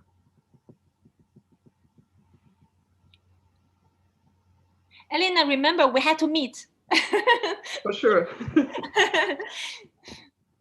I'm so happy that you live in Miami. I even don't want to come back to New York. I'm opening newspapers. I see tons of snowstorms, and I'm like closing newspapers, and I'm saying, God bless, I'm here. Yeah, it's really, and actually, after lecture, I'm going to Palm Beach, and we have all these top art galleries from New York. They're not open there. They're open in Palm Beach, and Sotheby's had a great show, and like Aquavilla, from Dominic Gravy, White Cube from London. They all have a gallery in Palm Beach, so it's a 1 hour drive. So it's really a kind of things happening in around Miami and in Miami as well. I've been in a few galleries recently at the beginning of the week in Palm Beach. Yeah, it's really very vibrant at the moment. It's very impressive how the culture is changing here fast. For example, when I first time came to Miami 10 years ago, and now, and how fast it's growing up, and the more galleries is open, the more artists want to showcase their artwork here, and it's becoming more and more popular. Maybe one day it's even will outbid New York. Maybe I could clearly see it. Yeah, I had a feeling too. For the gallery like Aquavilla or like a Dominic Levy, that's the gallery on the Fifth Avenue, Madison, or in the Chelsea, and the White Cube is in the and they make investment effort to open the gallery, not just pop up, being there, location. I think it's really had a sign of this kind of a migrate of the tension from New York and to Florida, to Miami and Palm Beach. I'm wondering. What I find interesting about, if you compare you to Zaha, to Gianni Versace, I mean, you're all different in your own way, but similar also because you're both you're all kind of pioneers in the sense that you were able to, I mean, apart from the kind of discovering of Miami itself, Miami Beach itself, each of you has somehow found a new way to kind of configure things in a new way. I mean, Zaha really was she lent something very magical to architecture that wasn't there before, and she brought it alive in some sort of way. And Gianni Versace saw these possibilities of bringing together music and fashion and Diana and royalty and so on in this kind of this very heady mix of things. And I think also in many ways, I mean, you're a pioneer in many ways. You're the first Chinese to be involved in the fashion world in Milan and to bring back the message, marca Polo style to China. And I'm wondering whether we might see some kind of, maybe the kind of catalyst that might begin to spark a certain interest in Miami Beach among the Chinese community. We don't have so many as yet, and yet it seems to me perfectly placed for Chinese. I'd be interested to hear from maybe some of our the colleagues here who are in China or brought up in China, especially in Beijing, where it's kind of freezing this time of the year, to hear what you have to say. I mean, is it the question I think which was raised before is this some kind of prototype of a kind of possible alternative, I wouldn't say ideal community, but a model that's maybe could be kind of a pioneering model in itself, that kind of blend of high fashion art world, Caribbean climate and exotic bars, restaurants, hotels, and very glamorous architecture as a kind of formula that might become very popular elsewhere in the future.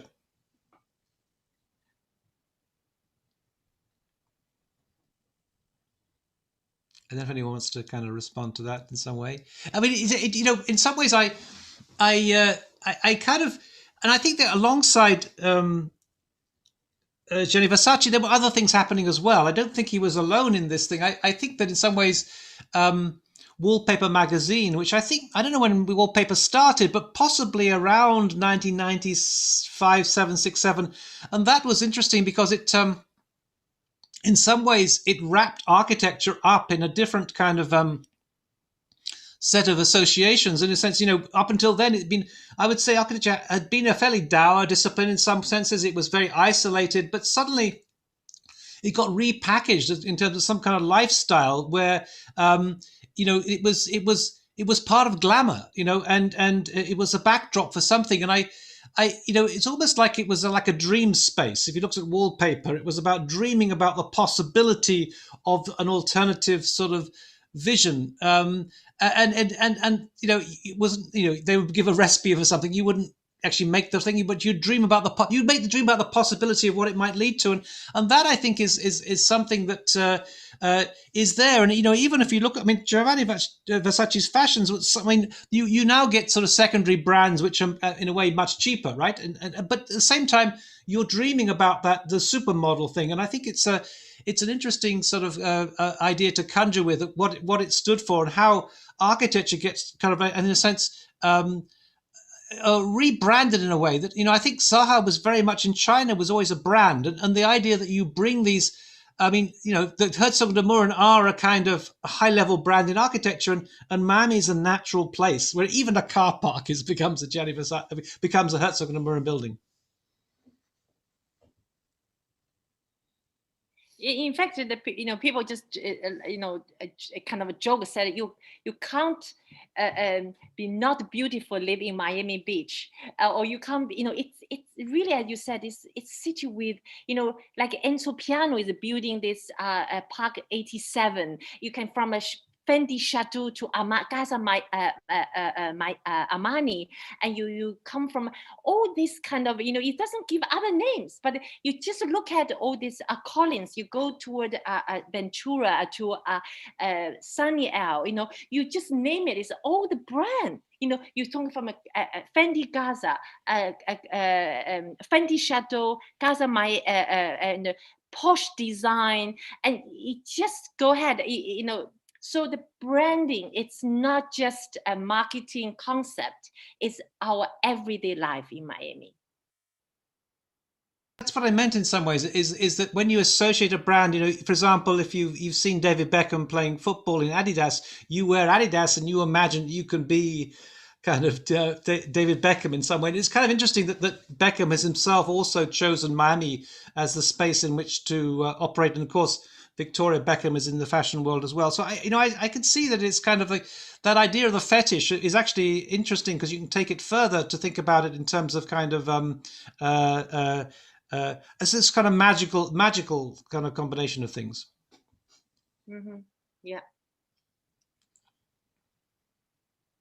Actually, the Beckham live in the 1000 Museum. Do you remember yeah? The one where the Patrick said that they bought apartment in the Zaha building, and I met and it's just typical Miami story. I was in a Soho House, which is Soho House from London, and then we have a Soho Beach House in Miami, and it was really the place. When you arrive Miami, the best thing you can do, being a member of the Soho House. You really meet interesting people and the members are the architect, journalist, and artist, magazine owner. So it's really nice. So I become member right away when I arrived in the.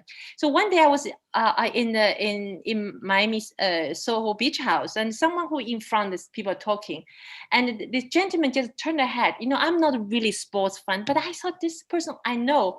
When he turned head toward me, I said, "That's David Beckham." So I said, "Oh, great!" I said, "May I ask, sir, are you David Beckham?" He said, "Yeah, madam, I'm the David Beckham." He just sitting in front of me with his, it's just like such a, of course, in Soho House, you can't take pictures, you are members, you're very discreet, but it's just like, you are in Miami. Me, I would never ever thought in my whole life to see a David Beckham sitting in front of me and chatting and things. So that's kind of Miami, which is you really don't know. It's kind of a place that every day is a surprise, and you don't know, who you meet, what you find. It's just an exciting place to and people are kind of a hide and seek, and at the same time they are there around you. So you discover Miami, constantly, and continue to find the beauty of Miami Beach.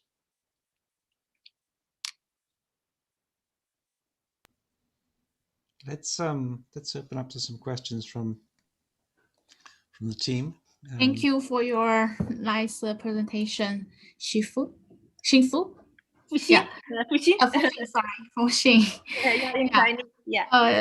Yes, I saw you. I heard you mention some of the Chinese philosophy in your explanation. I think that's very beautiful, and I just wondering, how do you think about this Chinese philosophy with your design intention, or your opinion about design in this way? Maybe you can share some more about that. Maybe it's not just about the Miami Beach or Miami.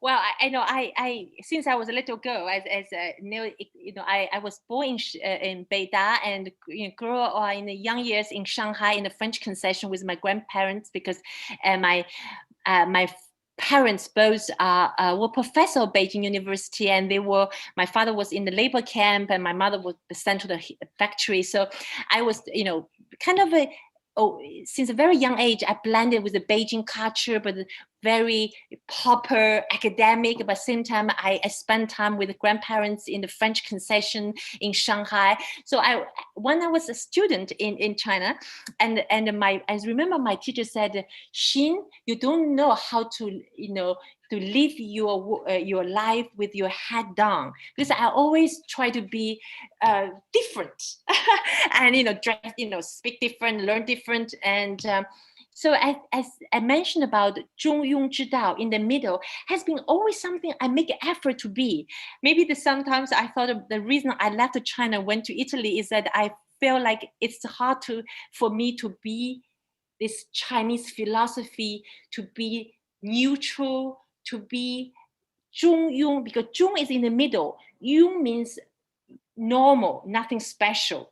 庸 means like ordinary. So 中庸之道, the way of in the middle and to be ordinary, has never been in my own personal dictionary, because I'm kind of artistic. I want to be different. I want to think.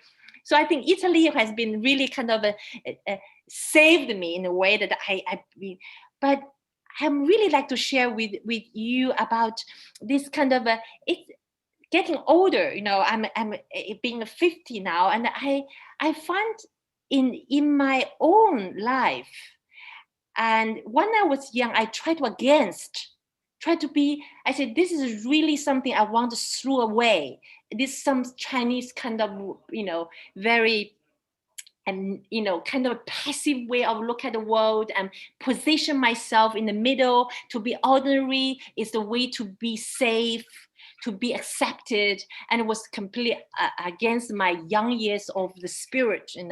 But at and getting older and mature and experience so much and things in life, actually, I really think it is the way to really and to, as Maria said, to blend.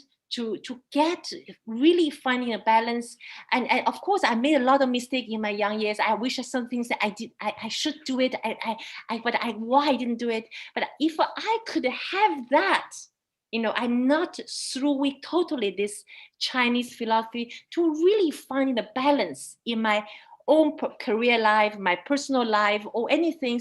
I think I might achieve more, and maybe I will, using my time, energy more wisely. So as older in academic or late, I would like to say the best way is to, as say, East Midwest, the history at the present, the philosophy in what we had in young years as Chinese, and what you learn to put together organically, digest well, and be part of you.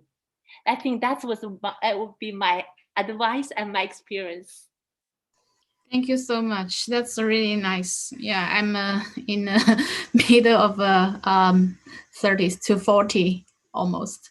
And I kind of agree with you, because I think being in the middle is not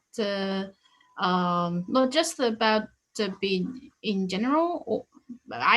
From me, I more understand it's for us to be neutral.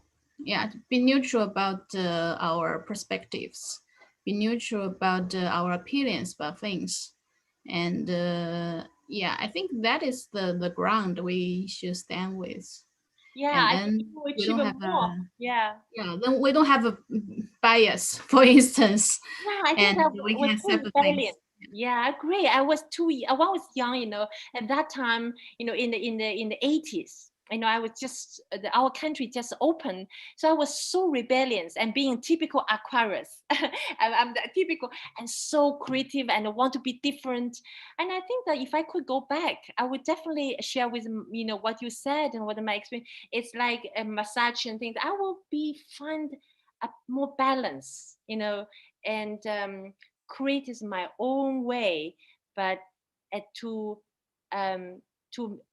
fit myself better around surroundings. Thanks for sharing. You're So welcome. beautiful. Thank you. I love to, yeah. Go ahead. Great. No, can I just, one thing, we mentioned French concession, and that, that's always been very appealing to me, and I'm not sure many here know about the French concession, but it's an interesting part of Shanghai in the sense of it's really the melting pot of different sort of cultures. It is in some ways the most Shanghai part of Shanghai, to my mind anyway, and Shanghai's had this it's had two moments in its history. One in the 1930s when it was really the gateway to China and a really a very special place. Then it closed down for a while, and now it's opening up and in many ways much more cosmopolitan than in the sense of culturally mixing and so on than Beijing. But I'm interested in your research, as I understand it, your doctoral research at Oxford was about fashion in 1930s. It's about the image of the new girl. The Chinese say 新女性, the new girl, the image of women in Shanghai in 1926 to 36 is my dissertation title. Of course, it's about how the image of women in publicity, in newspaper, in the film, in the stage, how this image of women be in the process of modernization of the city. So the push and pull, the dynamic, and as a consumer, and same time as a creator. So I'm really enjoy this experience in Oxford with my supervisor, and I'm still in a way I was born in Shanghai. I'm born in Beijing, but I still think I'm quite Shanghai girl.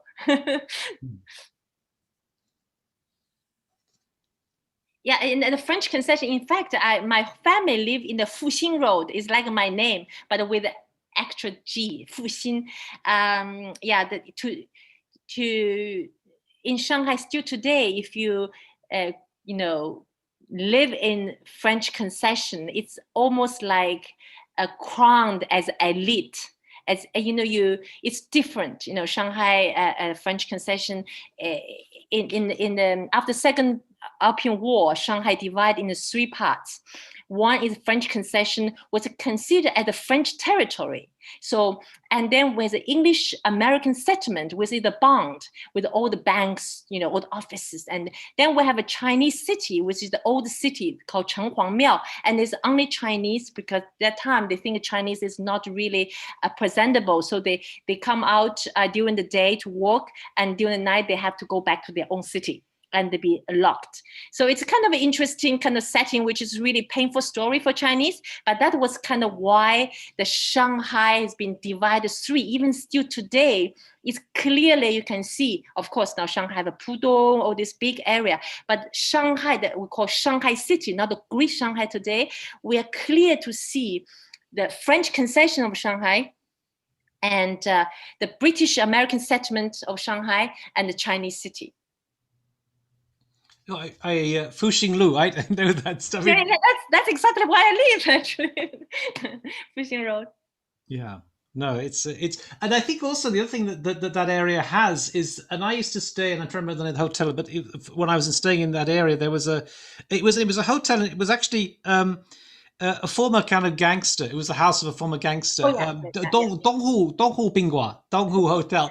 And I don't know, it's kind of like, in some ways, there's something similar there, because there is this kind of behind this kind of the gangster area of Shanghai and the kind of cocaine cowboys areas of Miami. I can see that I can see building. Donghu Bingguan is considered Mao Zedong's Bingguan. So you are very honored guest by your Donghu Bingguan is the hotel for the parties.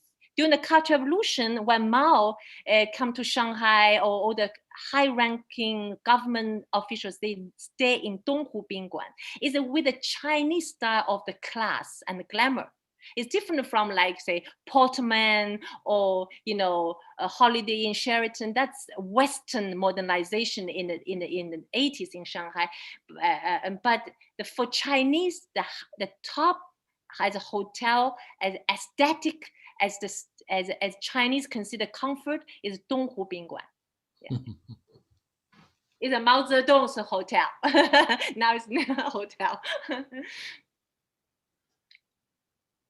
So let's have some questions. I know that Marina's got a bad her contact, her Zoom has dropped, so I might try and see if she's got any questions to send me on WhatsApp. But I'm also intrigued by the other people who are from Yu Yang is in Beijing right now, and actually in a school. I think CAFA is kind of interesting because it's a bit like the AA of China, and I think, you know, you have this sort of mix of glamour, and I mean, talking about Zaha and so on, where fashion and architecture and art kind of come together in an interesting kind of way. So I don't know if anyone else would like to add any comments, or we have Anna, who's in Australia right now. We have our candidates are all over the world, and Anna's you know, it's, in many ways also there's a barrier reef there, so that there's a kind of another kind of parallel with Miami. But I want to see if anyone has any questions.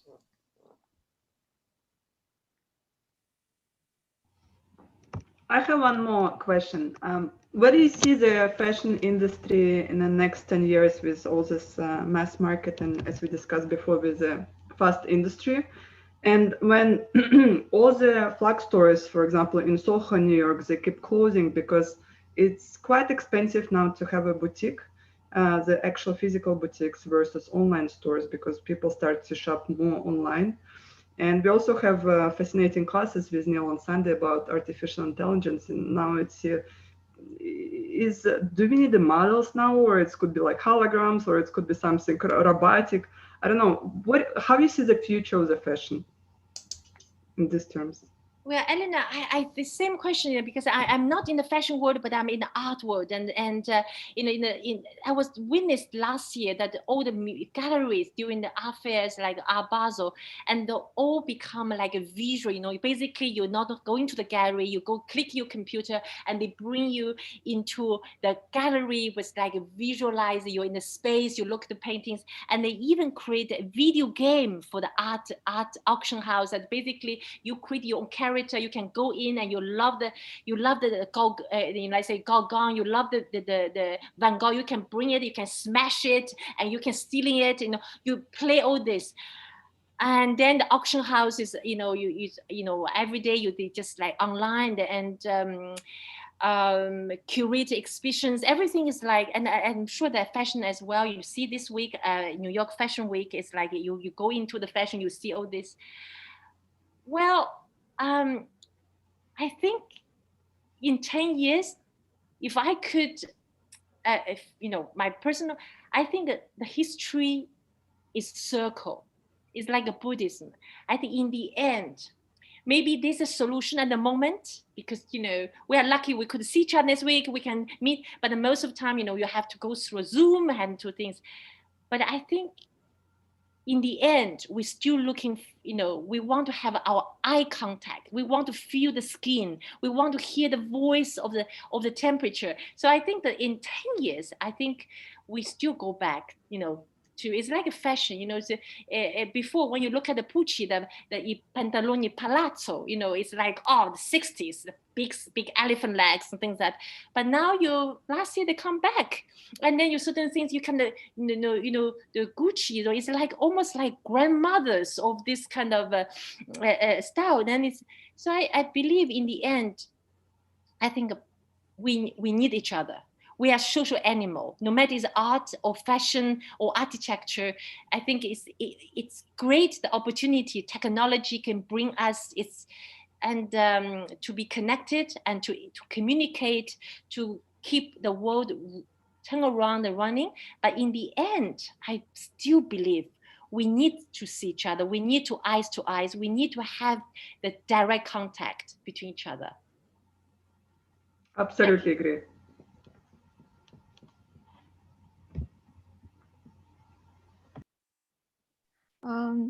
Hi. Thank you for Fu-Xin. Thank you for your lecture. And I have seen feel that I have something in common with you, because after I graduated from Berkeley, although I studied in urban design, but in my research project, I also think about something related to fashion, something wearable, the BioLight.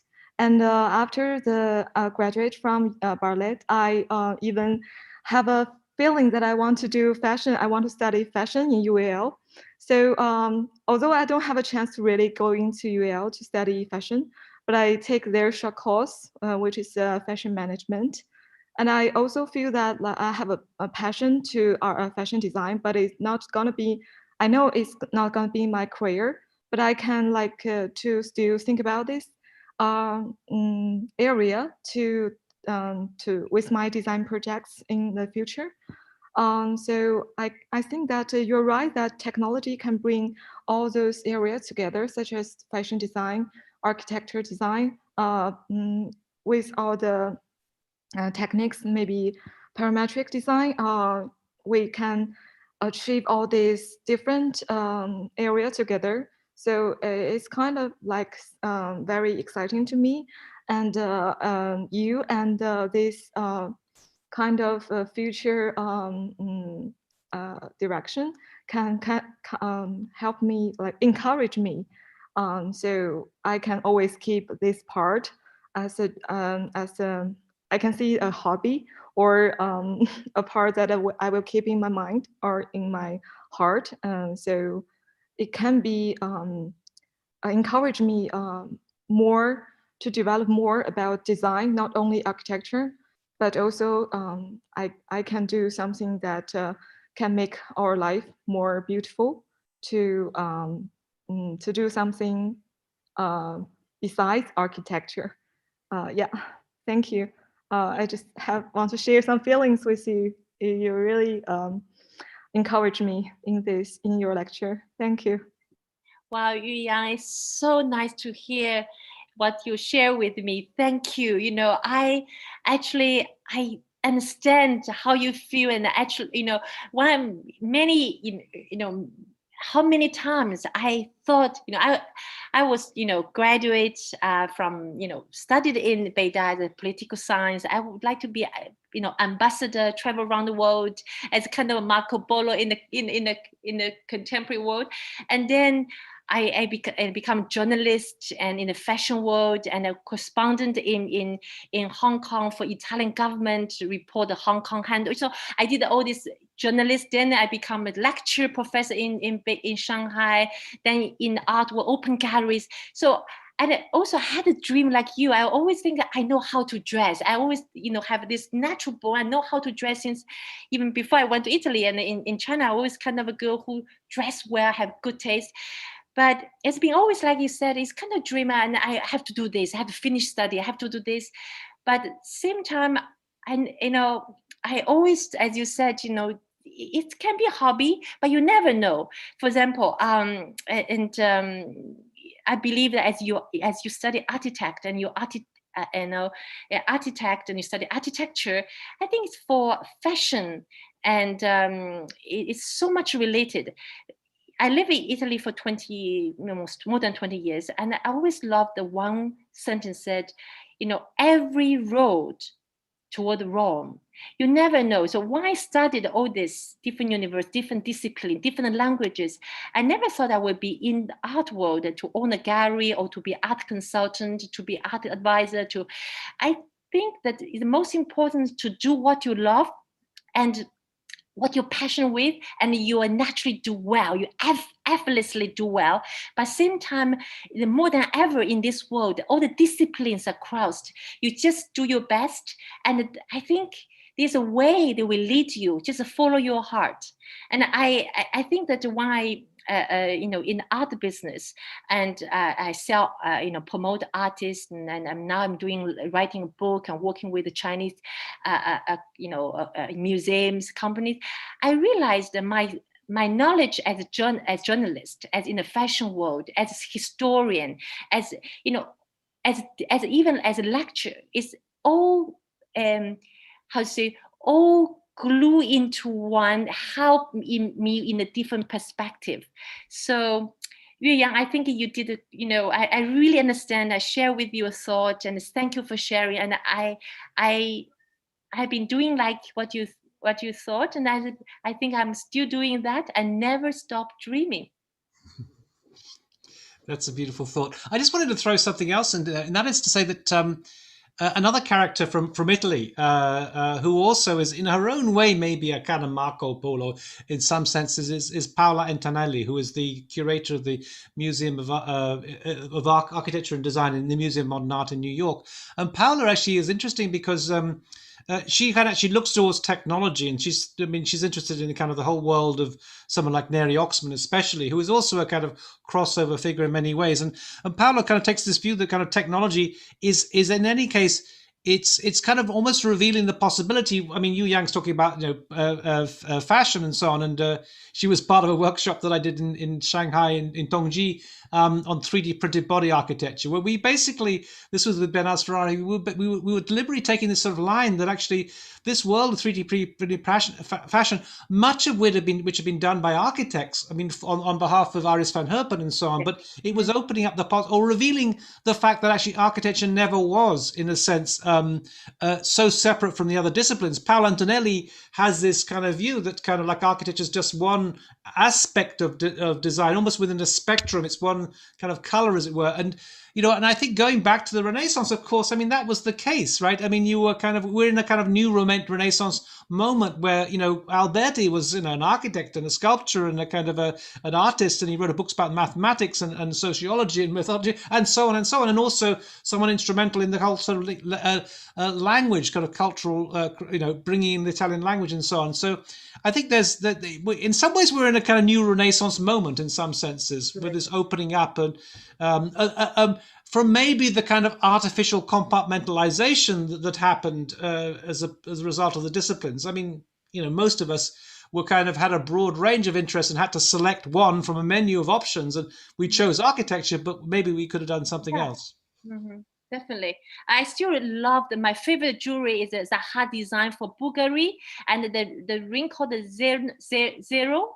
I just love this architecturally design. It's so different from the rest, all the jewelry designs. And I remember the first time I visited Zaha Hadid, the office in London, and and I saw the Patrick wears the shoes and the dress and the furnitures. I think I see my Chinese young designers use 3D and the cutting is no more as a Versace learned from his mother Francesca, all this, ancient craftsmanship, the scissors, but everything was computerized. Today in the fashion college, no matter in the Saint Martin in London or in the person in New York or in Shanghai in Raphael, everything is connected. Architecture in the body. I remember the first time I wore the white shirts of Gianfranco Fellini, I felt it's like in the palazzo. It's the shoulders, the white shirt of Gianfranco Fellini was ultimate. We call them architecture of the white shirt. So I think that it's exactly what Neil said. It's just the discipline in the past time you limited your choice of your profession, but as a Renaissance of today, I think it's really interdisciplined. You can be what you want to be, and you can extend your capacity as much as you want. It's just keep on dreaming and to be creative.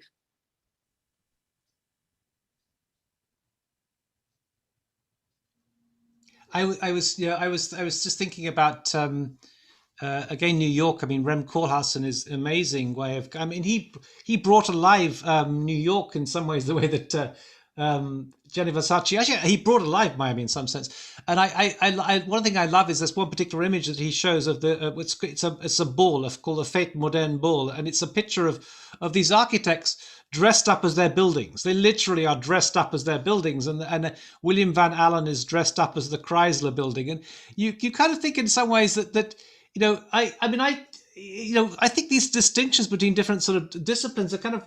I always feel like, if you have this creative impulse to be an architect, there are many other parallel domains in which one can operate anyway. Rem himself was a filmmaker. He was a filmmaker. He was a journalist turned architect, and you find all these other kind of crossover sort of things that, especially, architects often go into other industries anyway, into the space industry, into the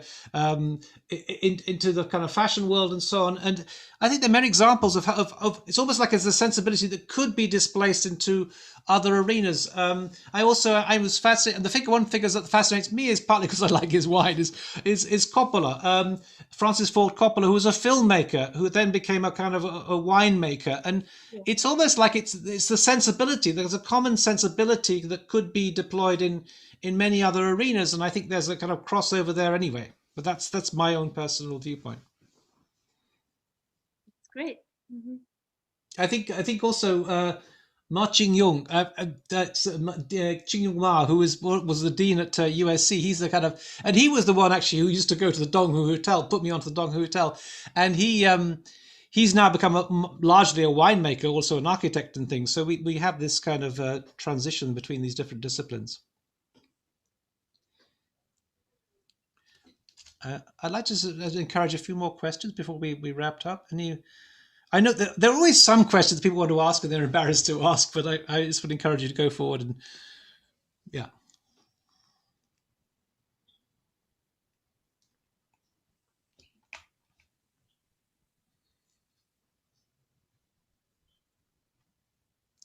Philippe, you want to? No, it's super interesting, but I don't have specific questions.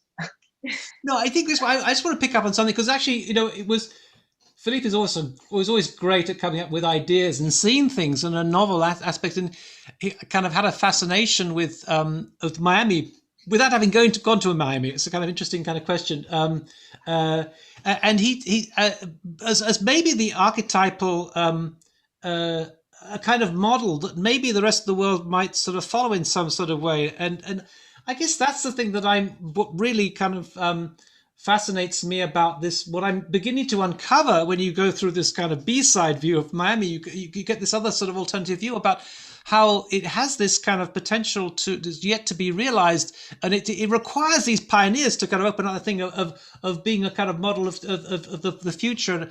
And one thing that Philippe was saying is, Dubai has something like this, but no, there's nothing. It's not quite the same, and Miami's got something better than that. And I agree in some ways, and it's also the Las Vegas thing, which I find in many ways tawdry. It's kind of it's also a form of escapism in some way, but there's something special about Miami in some ways that I don't know. I could see it catching on as being and of course it could catch on too much. The problem about Silicon Beach, frankly, where I am now, is that when Snapchat took off here, and it's literally about 150, 80 meters from where I live. Snapchat was born, and the problem was it took over everything in Venice Beach, and everybody came out and protested to kick Snapchat out of Venice and so on. And we've got right next door, behind in some way, we've got Google in this geary building with his binoculars. It's super bizarre and so on. But I do think that we can now see a possibility. We've been kind of kicked out of our familiar routine by COVID, and there are new forms of practice emerging, which maybe mean that kind of I always say the problem about places is that when you can be anywhere, it doesn't mean place is unimportant. It means it's vitally important. So I could see Miami having a kind of realizing its potential, and as maybe a model of the world to come in some ways. I'm very familiar with Dubai because I go to Art Dubai since the first edition, and I'm very interested in the, in the last 2 years, I went to Abu Dhabi, and I really love the Louvre Abu Dhabi, and it's amazing museum architecture, and is the new concept of the museum of civilization. Is not just by the flow of time, but by the themes. And this is really interesting. In the same room, you from a Japan Meiji period, you see the Ming Dynasty, then you see what's going on in the Renaissance in one room. So I was like, interested. I think it's interesting you mentioned about Dubai and Miami. I think if you are described with the yin-yang philosophy, I feel that Dubai is very young, is a masculine, and Miami is a yin energy, is a feminine, and this kind of, I think the water make a difference, of course, Dubai, but this kind of wave, this temperature, the humidity, the tropical, but in an authentic way. It's something that really have this as you mentioned very well in this presentation, is the warmth of the mother. You feel, even you're running around beach, you're naked, but it's kind of a protection. You feel the warmth, the humidity. You're back to the warmth of your mother. So there is kind of a feminine, kind of a nature, power, energy in Miami compared with Dubai or other, city on the beach.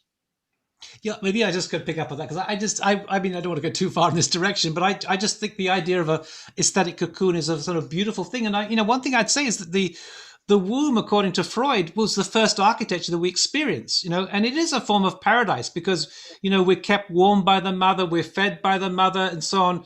And for Freud, it's when we're kind of cast out from this kind of paradise. This is the crisis. If it's cold out there, we have to feed ourselves, we have to go and do all this, and the concept that Freud has is that, from then on, it's kind of everything is predicated on this regressive compulsion to return to the nirvana of the womb, and it's the kind of, he describes it as nirvana, as a kind of paradise thing. And I just think that kind of the concepts that we have of paradise, of everything being plentiful and in some ways, and I kind of see that here in some way. I think it's a very evocative sort of a model, and how architecture can be seen as this kind of cocoon in some ways. I think that, and the importance being, I guess, that, and beyond everything else, it's the role of aesthetics, of design itself, that allows us to kind of connect in some way. It's not just simply about nostalgia of something's cozy, but actually design itself can give us this kind of connection. And that's, I think, why design has become so important,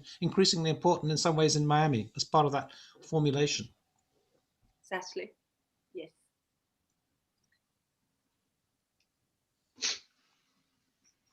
So I wish to see everybody soon in Miami. Yeah.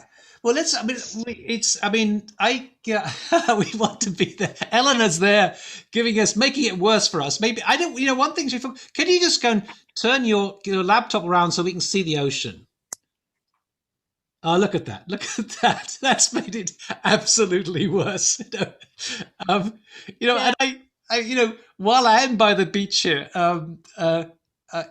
I have to wear a wetsuit to go. Yesterday I went out surfing, and it was a shot of cold water came in from my wetsuit twice, and I thought, oh, it's cold out here. No. So anyway, we look forward very much to. It's really the best time from I could say from October till March. It's just the paradise on earth. It's really nice. And normally if there's no COVID, and this period is also our culture season. All the operas, all the ballets, all the concert, from the top of Cleveland and to I say from Chicago, from symphony to ballet from New York. So this really, because there's so many people from Europe, from New York and Canadian here. So this really the best time in Miami is and of course Art Basel, the last week of November, the first week. And then after that is the boat shows, the Miami, the Food Wine festivals, all these Miami film festivals. So it's really a very interesting period in Miami. And this is now, actually, if this, without the COVID. But I wish you come back, and Neil, you come back. Anybody come to visit us?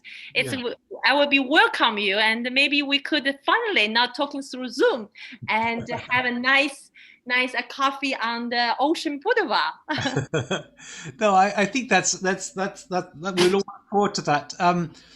No, I was just one final thought. Maybe we can wrap up. But I was thinking, actually, we had a session 2 weeks ago with Colin Ford, who actually, I don't know if you know his work in coral morphologic, but it's exquisite in many ways. And he's almost quintessentially also Miami, because he's discovered this coral that then becomes part of the Art Basel art world. And what is interesting about is the colors. The colors. I mean, the ocean out there is exquisite kind of blue anyway, but he picks up on the colors of the coral, which actually they're very Gianni Versace. Those colors, they are really kind of vibrant and in many ways. No, we know in Miami we have all the way to Key West, as with Hemingway, the White Key West is just amazing, and it's not very far from Cuba actually, and that's the point.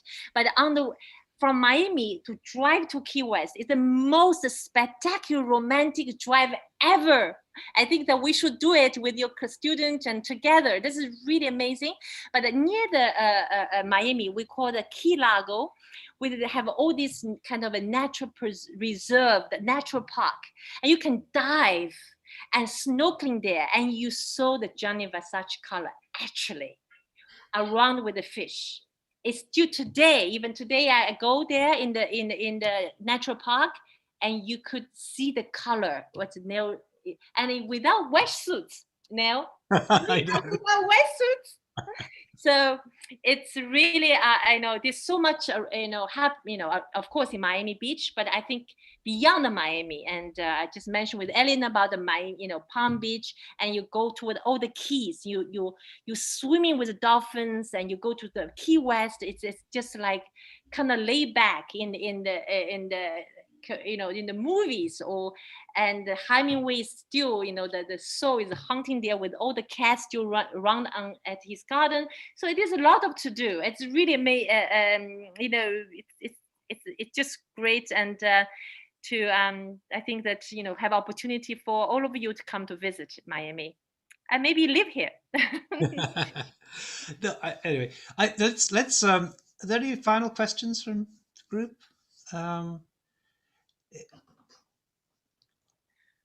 I'm going to show the beach, so now I'm going to jump in the beach.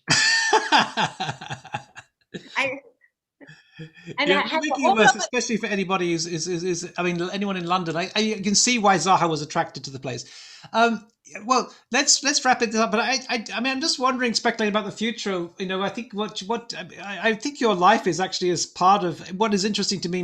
Is Miami Beach, the personalities that go there and why they're attracted there and how they feed into the kind of culture of Miami Beach. And I think maybe as a kind of a pioneer in many ways. I mean, an incredible pioneer for Chinese culture. Maybe we'll see Miami Beach becoming very popular with the Chinese, especially because it seems that the Chinese New Year coincides with the worst weather in Beijing and the best weather in Miami Beach. So let's wrap things up at this point. I'd just like to thank you for this astonishingly rich thing, a very provocative discussion, Let's to be continued. I mean, we look forward next year to being actually in Miami Beach and seeing what it's like and things. And so thank you so much. And thank you for all the kind of questions out there. Thank you.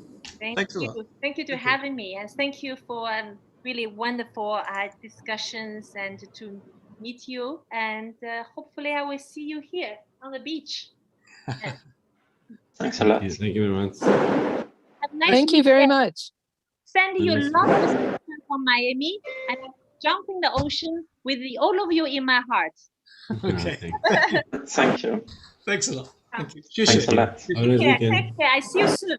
Yeah. Thank you. Thank you, Neil, for having me. Thank you, everybody. Bye-bye. Bye. Bye-bye. Nice weekend. Bye-bye.